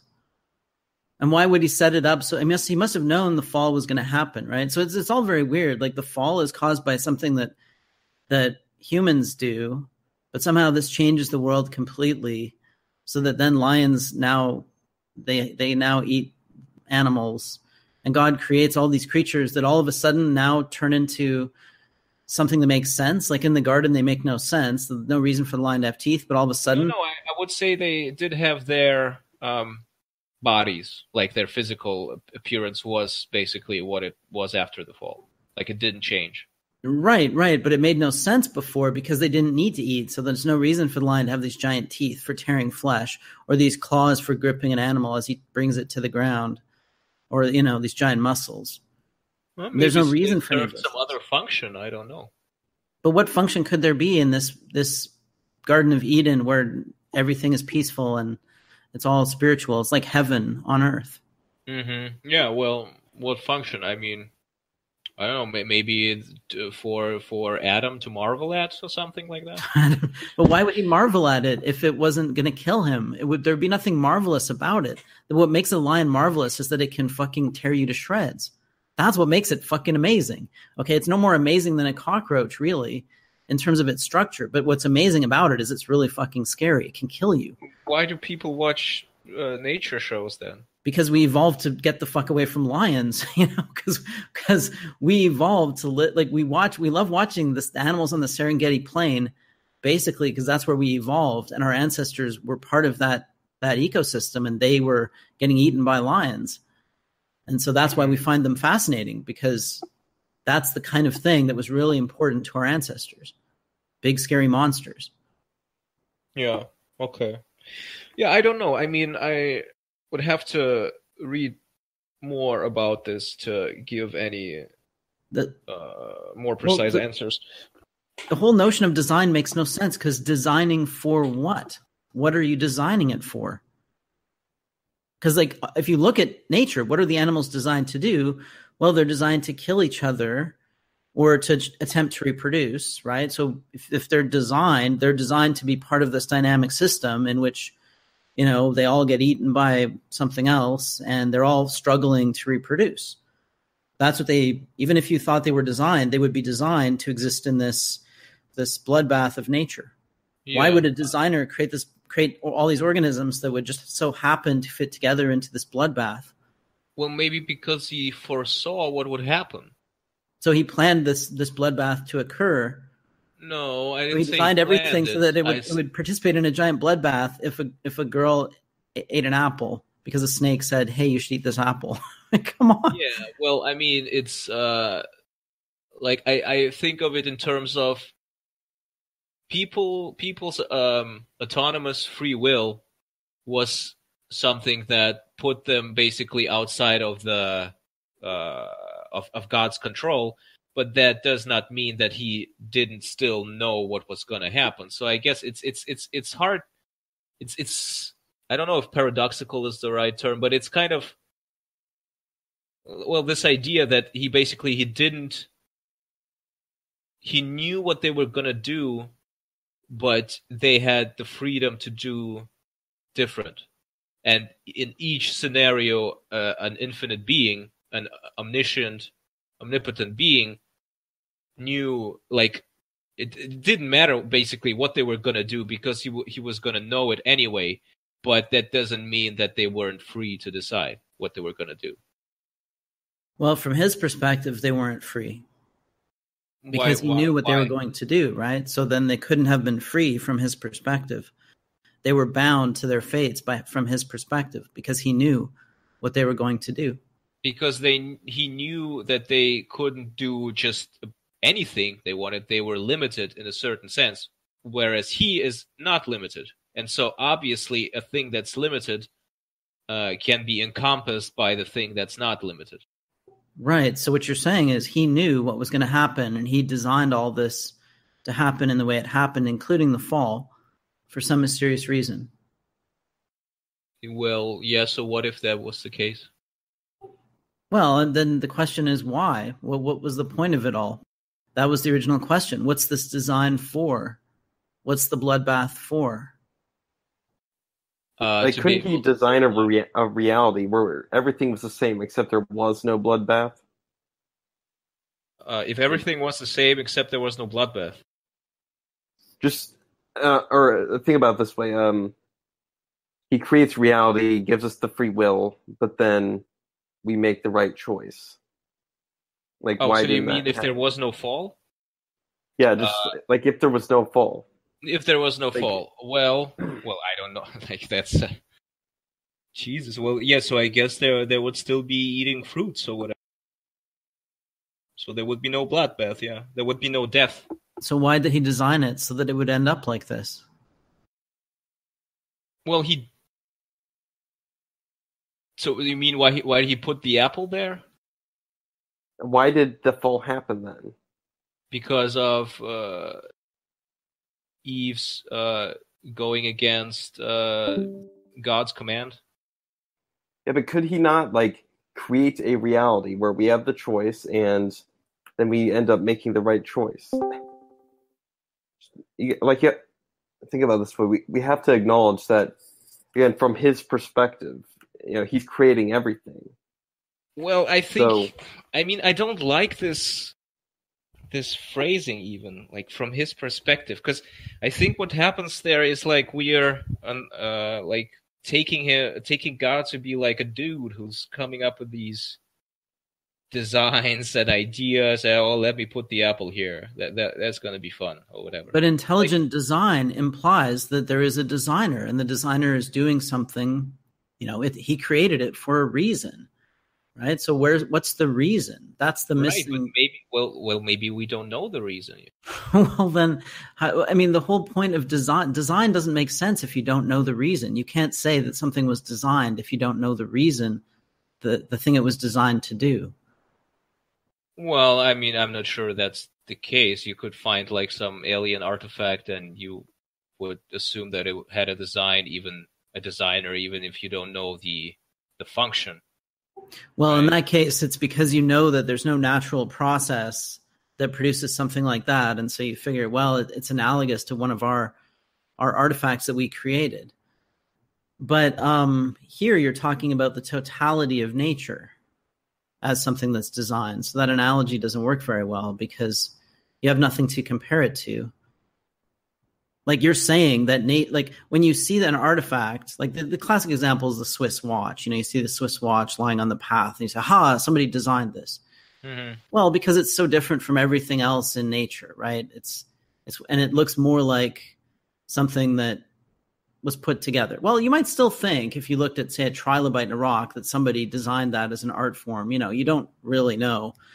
But that's how you arrive at that conclusion. You compare it to the sorts of things that exist around you, right? So it's based on comparing it to things that were designed and things that are, well, at least were not designed by humans, that occur in nature, right? There's a distinction between those kinds of things. Yeah. But there's no other artifacts to compare this universe to, right? All we can do is imagine that it could be some other way. Yeah. So that's one of the problems with that analogy. But okay. But it is a really big missing part of your theory, or whatever you want to call it, that you can't give any reason for any of the data being the way it is. Like you can't say a lion has teeth because it evolved to eat meat, and that's a niche, ecological niche that was filled, and that's why also why wolves have sharp teeth, and they both have forward-facing eyes, and so on and so forth. You can't say things like that because your theory does not allow you to say those things. You must simply say they were created that way. They were designed that way. But what were they designed to do? That's the question. Well, right? Like if this is a design, right, what's the point of it? Well, pretty much what they're doing right now is what they were designed for. So they were designed so the lions were designed to go around killing other animals and reproducing, making more lions. Sure. Which would then mostly end up dead. State that we are in now, yes, that is their function. You just said they were designed to do what they're doing now. So the fall is irrelevant because not only did God know the fall was going to happen, according to you, and he also designed everything to do what it's doing now. So he designed this bloodbath to be what it is, right? He designed nature to be what it is. Yes, that's right. And maybe before the fall, they had a different function that I don't know anything about, because that's because I don't have a time machine, and I'm not even sure that, time probably already existed. Yeah, because he had the 6 days, 7 days. Yeah, so time in some sense existed, but yeah, it wasn't history yet. Let's put it that way. It was prehistory. Well, a big problem with this is that there's no obvious point to the designs. Like, you can just ask, why would he design it this way and not some other way, right? It doesn't explain anything because there's no reason to design things one way or another. And especially this world, viewing it as a design, you would have to ask, what's the point of it? There doesn't seem to be a point. Well, no, actually, with creation, there is a point, because there will be at some point the second coming and the rapture and all of that good stuff, right? So it has an end point. So lions are killing wildebeests so that the rapture will come. Well, I mean, it's just it's their function now. Like, they might be part of this ecological. Well, they might be important in some manner, and so it's important that lions are still around or whatever, and that wildebeests are still around in some, because maybe, I don't know, otherwise it's like a domino effect and everything dies and human die or whatever. Like, right, where you say, oh, if the bees die, then we are dead a month later or whatever that meme is. So yeah, I don't know. I don't have all the answers to that. But just to say, well, I don't like this design, or I don't see this as the work of a unlimitedly intelligent being. Well, I mean, okay, I don't know. I couldn't have done it better. Let's put it that way. Well, you could have just first of all, you could have gotten rid of all the animals and just had humans floating in some kind of platonic space, communing with God forever or something. I don't know. Anyway, I'm just saying that's Okay, so can I ask my question about the dinosaurs? Yeah, sure. So basically, it's like a tidbit of information that I picked up somewhere. Like when you have elephants, right, and you use them as like for labor.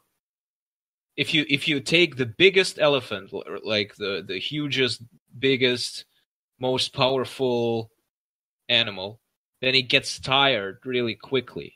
So you would be better served to take the elephant that's like medium sized, because it needs less energy, it needs less food, and it doesn't need to relax, like it doesn't need a break from work, right?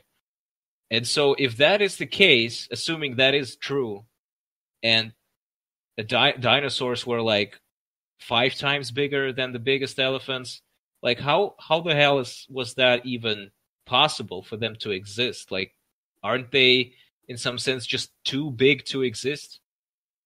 No, well, what you say isn't really true about size being related to fatigue. I mean, there are various ways in which size can be efficient or inefficient, depending on what you're trying to do. One way it's very efficient is if you're trying to maintain a stable body temperature, but it really just depends on the niche you're filling. There were some very large dinosaurs. To get a very large animal, you need to have a lot of food, and the biggest dinosaurs were basically just vacuum cleaners. Okay, they had a really long neck. They were like the long necks, the sauropods. And they would stand in one place and they would just kind of move their head around and eat everything around them. And then they would take a few steps and do the same thing. And, just keep kind of walking through the landscape, vacuuming up the vegetation and probably fermenting it in their guts.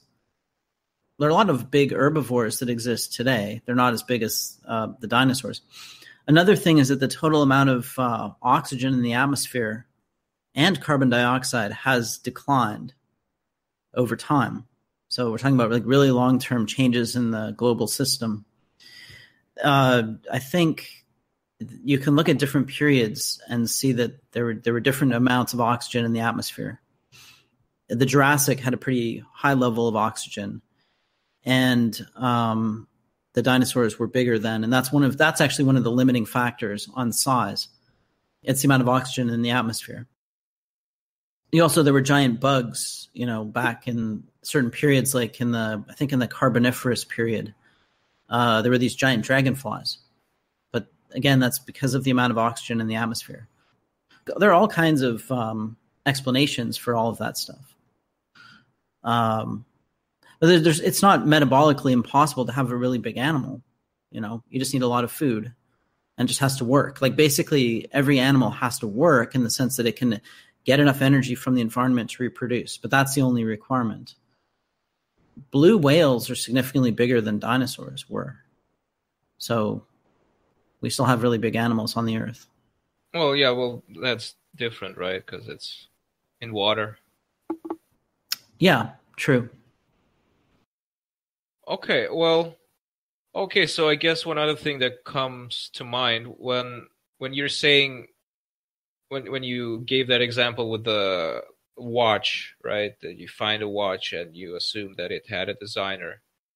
Well, really, you just assume it was an artifact created by something like yourself. I'm not even sure that watches really have designers. I wouldn't even say that. But sorry, keep going.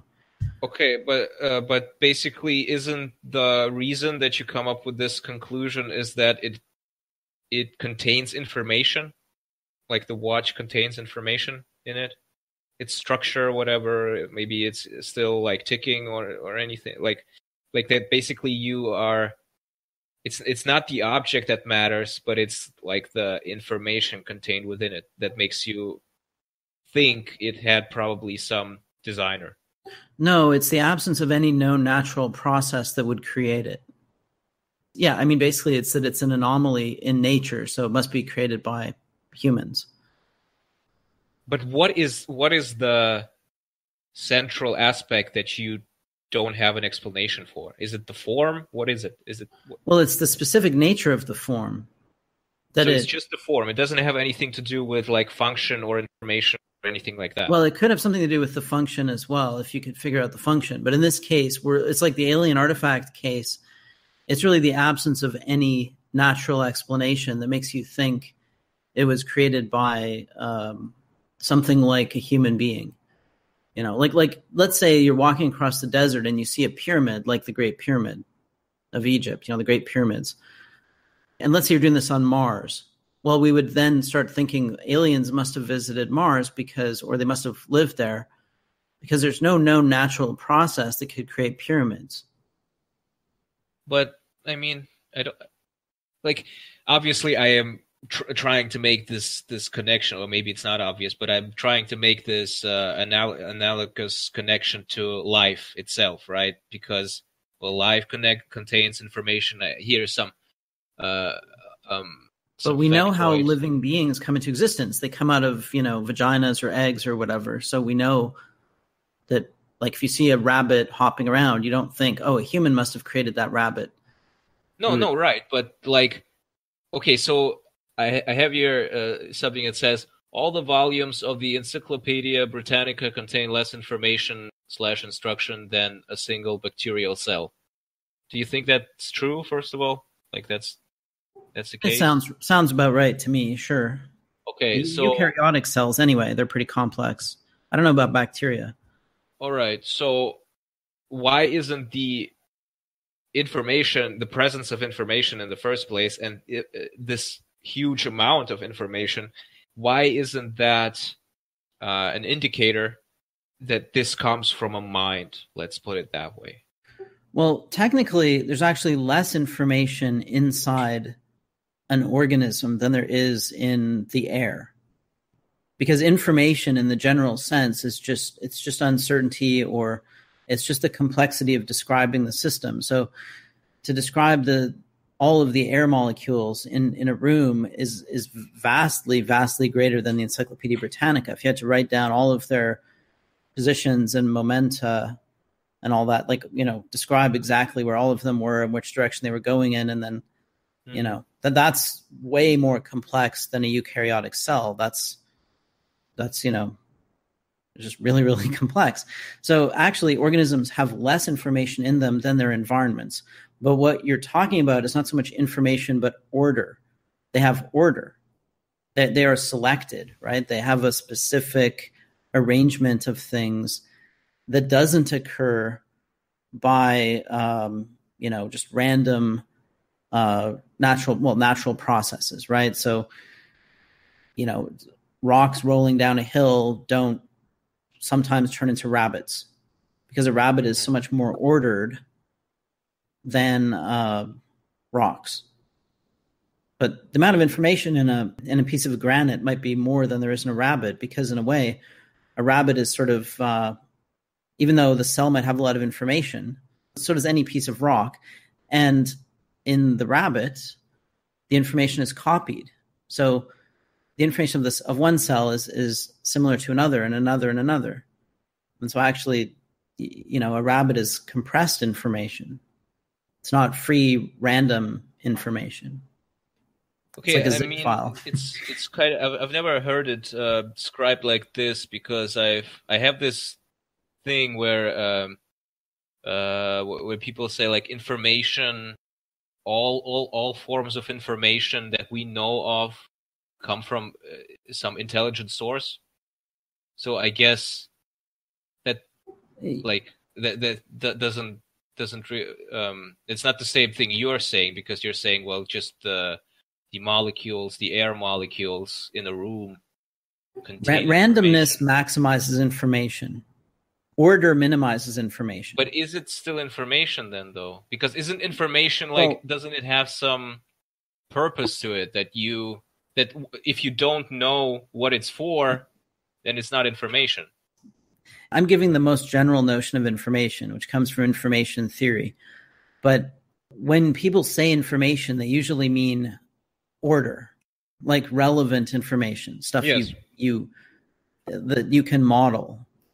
So that's what I mean by order. Ordered information, though, is actually reduced information. It's a reduction of information. That's what makes something ordered.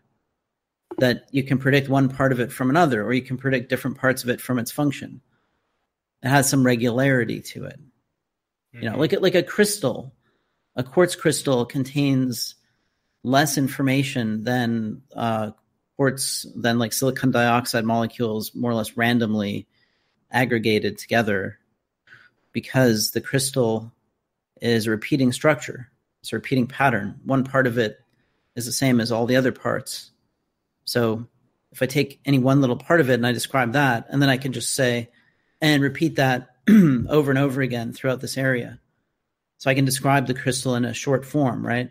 That's much shorter than the description of a bunch of random silicon dioxide molecules. Okay. So anyway, this is getting off into a bit of a tangent, but... Yeah, but are you saying basically a pattern is enough? Well, patterns are order, because patterns reduce information because there's a regularity. That regularity means you don't need to describe all of the positions and momenta of all the particles in the system. You can describe a structure and then just say, and this repeats, right? You can't do that for the air because the air molecules are random. Yeah, but what I'm basically trying to understand is if I have a pattern in front of me, but I don't know what the pattern says, like that's not information, right? That's just a pattern that I don't know. Like it might not even be a pattern. Well, if it's a pattern, it's order. It means your mind is able to extract some regularity from it that has predictive power. Okay, but if it doesn't go beyond that, then how is it information still?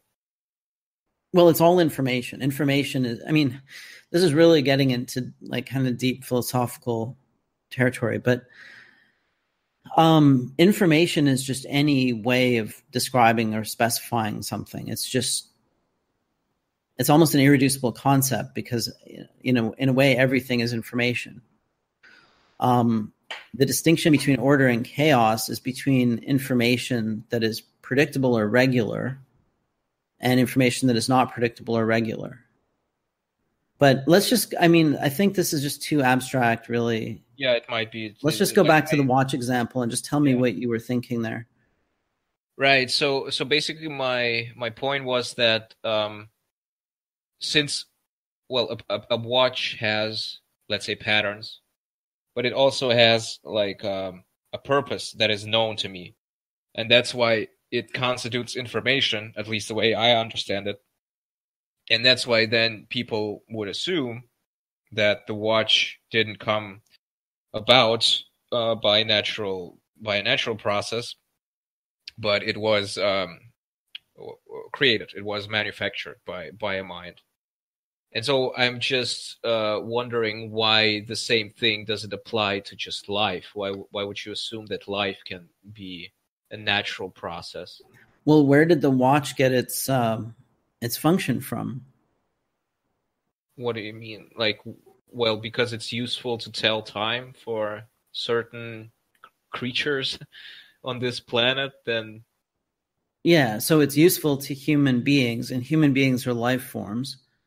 Yes. Right? So you can say, well, life forms have this purpose of reproduction, and humans have this psychological... Well, they have this brain that generates all these little purposes or little functions, and the watch fulfills one of those little functions, and those little functions come from the big function of reproduction that is built into every life form by evolution.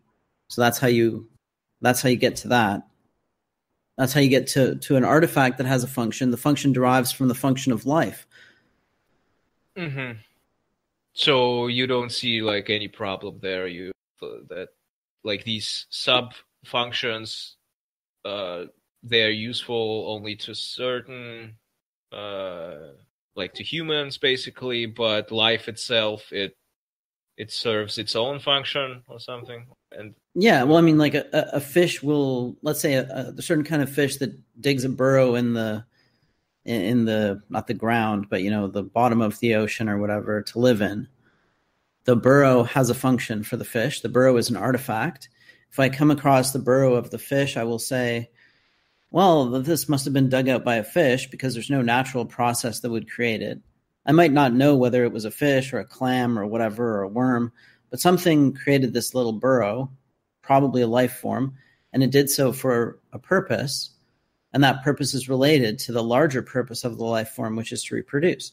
So the fish creates the burrow so it can hide in the burrow, or maybe so that it can lay eggs in the burrow or something like that, right? So there are artifacts that are not created by humans, by human designers, but created by animals, or even plants, I suppose, who create artifacts, but mostly it's animals who do it.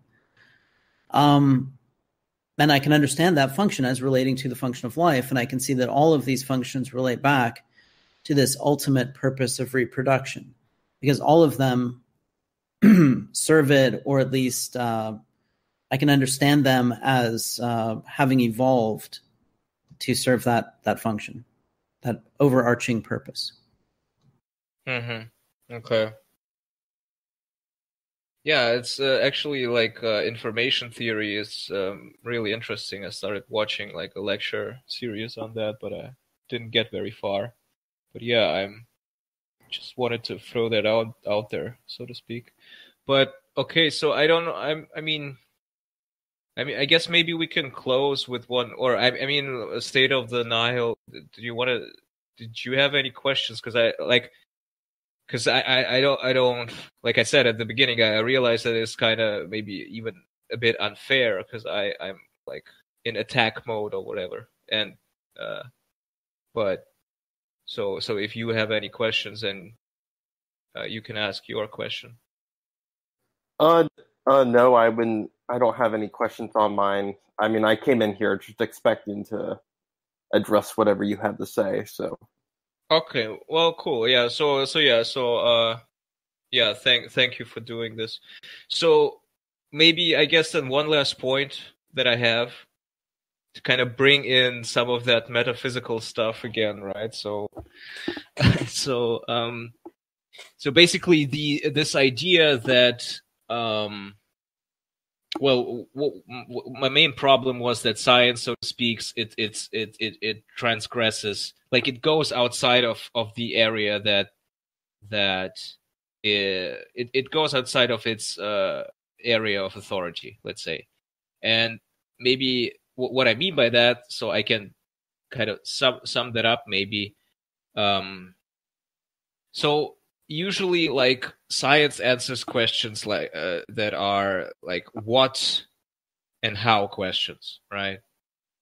But it doesn't answer the why question, is maybe how you could put it, how you could delineate like science from philosophy or something like that, or theology or whatever. So I guess I'm wondering, in what sense can science or the theory of evolution give us an answer to why we even care about these things, right? Because if basically life has just this one purpose, which is procreation, not recreation, procreation, and so searching for truth is different from that, right? And so how can a scientific theory, first of all, be accurate in the first place, since we aren't designed, or I guess not designed, but since we aren't constituted to find truth, we are only constituted to procreate and to see that our offspring procreates, and then we can basically die. So how can you even explain that human beings, first of all, are interested in truth, and that they are somehow able to construct these accurate theories and models? Well, I think 2 points could be made here. Is that, well, for one, in order to achieve the ultimate end of procreation, you need to have some semblance of, like, an ability to seek out truth. You know, you need to be able to understand that there are certain things that exist in reality, like, it's true that I exist and other people exist and that I can interact with them. And, you have to have some baseline ability to care about and acquire truth. But the second point then would be that human beings, we don't prioritize truth. And this would be explained by evolutionary theory, is that we didn't evolve to care about truth for truth's sake. It's not like the primary value. It's not something I was directly selected for. We tend to shelve the truth whenever we can. So we are capable of seeking out truth, but it's not even something that's prioritized. Right, but how do you know that we are capable? Because, I mean, you could be completely deluded and still have, 20 kids, right? I mean, it's not like I don't really see that somehow this ability to grasp what's really out there or to get at, the reality, that is somehow an advantage. I mean, not necessarily, right? Well, it is kind of necessary to understand, the psychological mechanism is not a homunculus in the brain that says go and reproduce. It's just a mechanism that makes you do various things. One of those is seek out knowledge. And if you didn't seek out knowledge, you wouldn't live very long, because you need a lot of knowledge to survive in the world. Just given our way of life as human beings, it's a very knowledge-dependent way of life. People managed in the past, right, with only a small. I think talk a little bit closer to the mic or something. Oh, sorry. Can you hear me now? Yeah, it's better now. Yeah. What I'm saying is basically, people in the past, let's go back 2,000 years, they didn't even have a tenth, a hundredth of the knowledge that we have now, but they still managed just fine. Yes, that's true. It's not like evolution had a plan for us to do one thing or another. It's just that once we acquired this big brain, we started finding ways to use it. And when scientists seek out truth, you could say they do it to get laid. That's a little bit of an exaggeration, but it's not entirely an exaggeration, or it's not entirely false. People seek out truth for all kinds of reasons, and science is a collaborative enterprise. It's not done by single individuals. Well, it's a little bit complicated. Single individuals drive it forward, but then there are all these other people interacting, testing, and the knowledge is used by a much broader number of people, right? Yeah. So if you're asking why would we end up where we are as a consequence of evolution, well, we ended up where we are because we evolved this brain because it was useful to individuals to survive and reproduce. And then the consequence of that, the larger scale consequence, was the creation of all of this knowledge that we accumulated by talking. Those things, we didn't evolve speech or this large brain so we could figure out the theory of evolution. We evolved it so we as individuals could reproduce. But one of the effects of having a lot of people with large brains and communication is that we start accumulating knowledge on a larger scale that goes beyond what an individual would need to survive. And also, individuals don't have to go out and acquire that knowledge themselves. They can get it from books. So, all this stuff has emerged as a consequence of that large brain and that language ability. But that doesn't mean that this is the function of those things. It's just a consequence of them. Okay, but basically, is there a justification for why you think that our brains are, why we should trust the theories that our brains come up with? Well, first of all, we have no choice. And even if I came up with a justification, that would be a theory that my brain came up with. Yeah. That would be subject to the same criticism. And if I came up with a theory that says I shouldn't trust my brain, then of course the theory would be in a paradoxical state. So in that sense, it's sort of a philosophical choice between paradox and self-affirmation. But taking that into account, taking the ultimate lack of a foundation into account, there is a kind of empirical justification for trusting our brains when we use them in a certain careful way, which is that it works. That we can converge on similar ideas, so we can reason with one another and share beliefs, and we can test those beliefs. And so if you're critical of your beliefs, you're always questioning them, and you find it difficult to discard them, and you're alive and they work, and you can use a theory to build something or to understand something, you have a kind of empirical justification. You have an empirical justification for that theory, but you can never get outside the system and completely justify it. Like that's the transcendental thing we've been arguing about. Yeah. On and on and on, right? You can't get outside your head to justify your head, but there is a way to discover that you're crazy, which is that everything you do ends up producing unpredicted results. So if your ideas about the world just don't work, if you're always like think, oh, hey, there's a door there, and then you go to grab and there's no handle, and oh wait, no, it's actually an elephant, a pink elephant, you would eventually, then you wouldn't trust anything anymore, right? Like you can simulate that with drugs, I guess, or take enough speed, take speed for a week, or take LSD for a week, and you can experience going crazy. Okay. It's just that these things work, but that again depends on our brains to make that judgment that they work. Okay, so yeah, so basically you're saying like there is no alternative, like we have to rely on our brains, like even when we say, well, no, I'm probably confused, you're still relying on the brain there. Right. The brain still can say, wow, I'm really stupid, or I'm really confused, or I have no clue what's going on. It's still the brain saying that. That's just a meta model. The brain saying, wow, the models I have really suck. They're not working. I go into the math test expecting I'm going to know all the answers and whisk through it, and then, whoa, the first question stumps me. So, yeah. Okay. Well, okay. I think we've gone on for long enough, and so again, I want to thank you, State of Denial, for doing this with me, and BG, you too, because you jumped in, whatever. I hope that this was entertaining, at least some of you, or whatever. And I don't know. Did I make my point clear that I'm not so much against science or whatever, but it's just that I'm I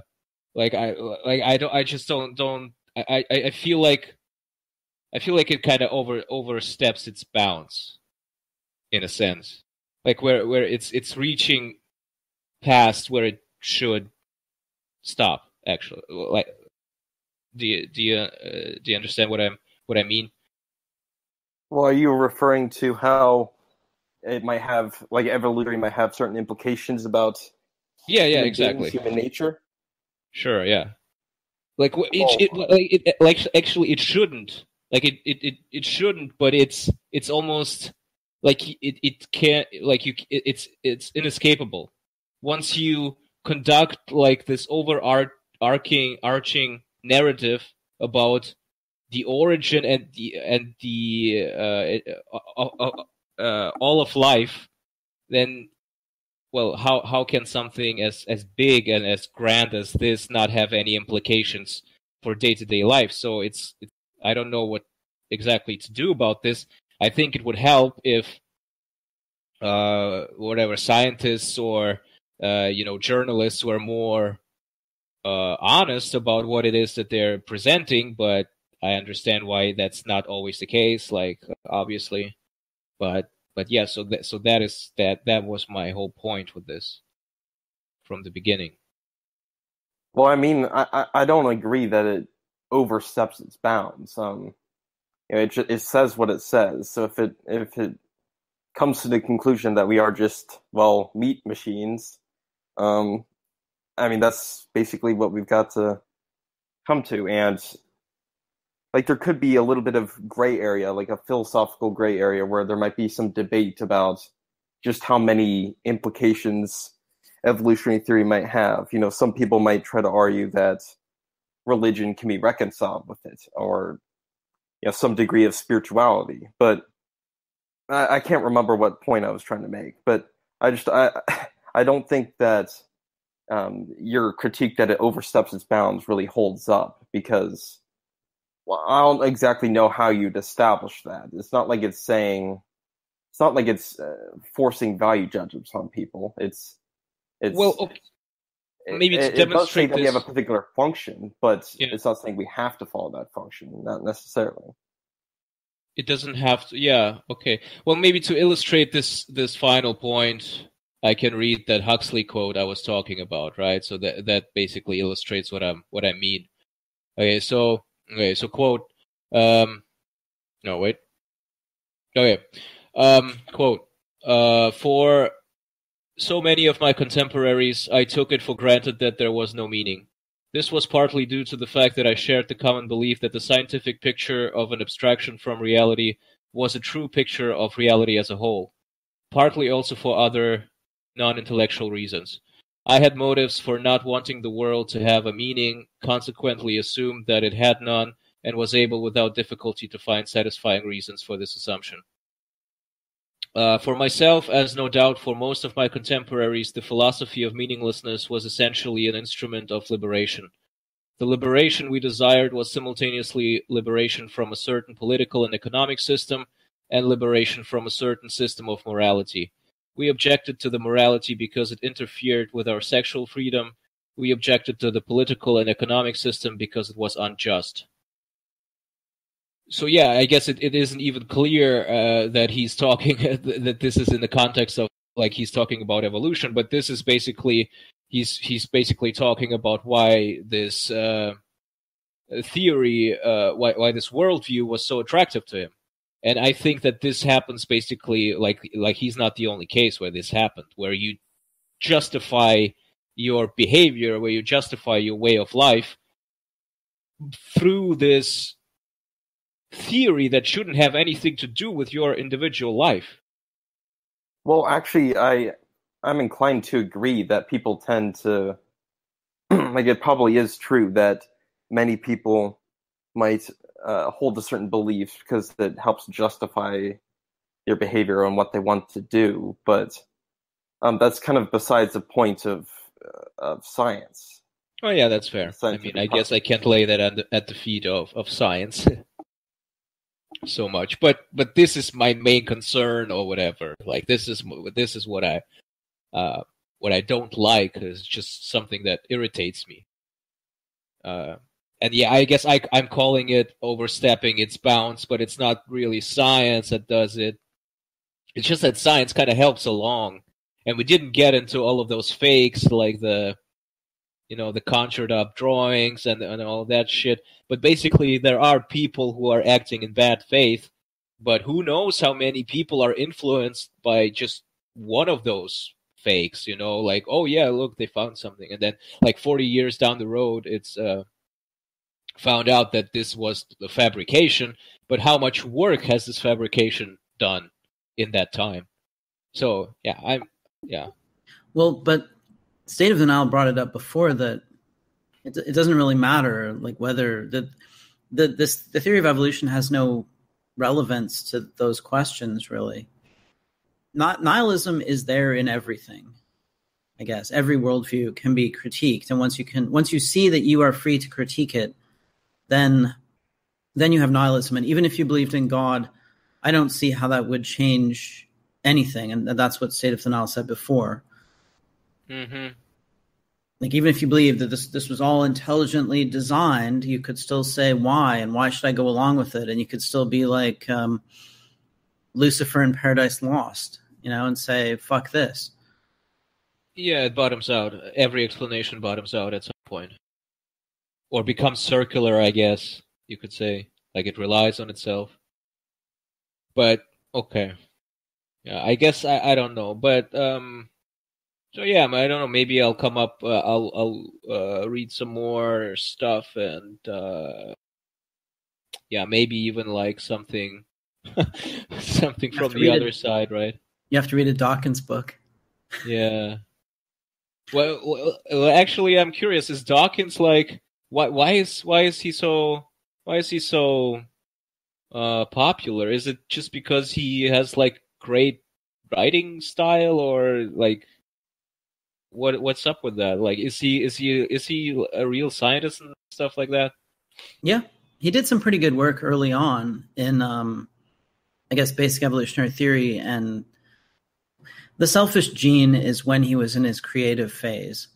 So that's an interesting book to read. But he's also a very good popular writer, and his books, I think, attain a good balance between being scientific and, you know, putting in lots of interesting information, but also keeping it at a level that the ordinary person, well, that an intelligent person without a lot of training or background reading can understand. So I would recommend The Ancestor's Tale. I think that's actually a really well-written book. Wait, so how many books does he have on this topic? On evolution? Well, he's an evolutionary biologist, so he has written quite a few. And they're all like complementary. It's not like he's repeating himself. Or like... Yeah, they're all different. Yeah. Uh-huh. I mean, The Ancestor's Tale is the story of life. The Selfish Gene was about a more specific issue in evolutionary theory, showing that genes can act as, you know, selfish replicators themselves. They don't necessarily, well, I don't want to get off on a tangent, but that book is kind of interesting. It makes some points about implications of evolution. He also wrote The Extended Phenotype, which is even more kind of abstract and theoretical. He has the Watchmaker book, right? Yeah, The Blind Watchmaker, I think. I haven't read that. I haven't read The God Delusion either, because I don't really find that interesting. I don't know. Does anybody know what else he has written? No, not me. I mean, I read part of The God Delusion, but that was about it. Yeah, so is the God Delusion. Like, I mean, okay, we haven't read it, but like, okay, I mean, he can write books, whatever stuff he wants, but like, it's obvious that he thinks that he can somehow refute God because he's such a great biologist or whatever. Like, those things have nothing to do with each other. But anyway, yeah. So maybe I'll read some Dawkins or whatever. I don't know. Like, there's so much stuff I want to read, but I know, kind of lazy. All right, so yeah. Anyway, I don't have any, but it's not really relevant. I don't want to go on for too long, and I mean, we could always do like a follow-up discussion if you're interested. So, all right, State of the Nile, you want to have the last word? No, I don't think that's necessary. Just came here to talk and listen. I enjoyed it. Yeah, me too. All right, if anybody else has anything to say. Curran, you just jumped on. How's it going? You missed it. You missed the big debate.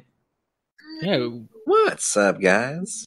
It was pretty long, right? It's like almost 3 hours that we talked. Yeah. It was a long debate.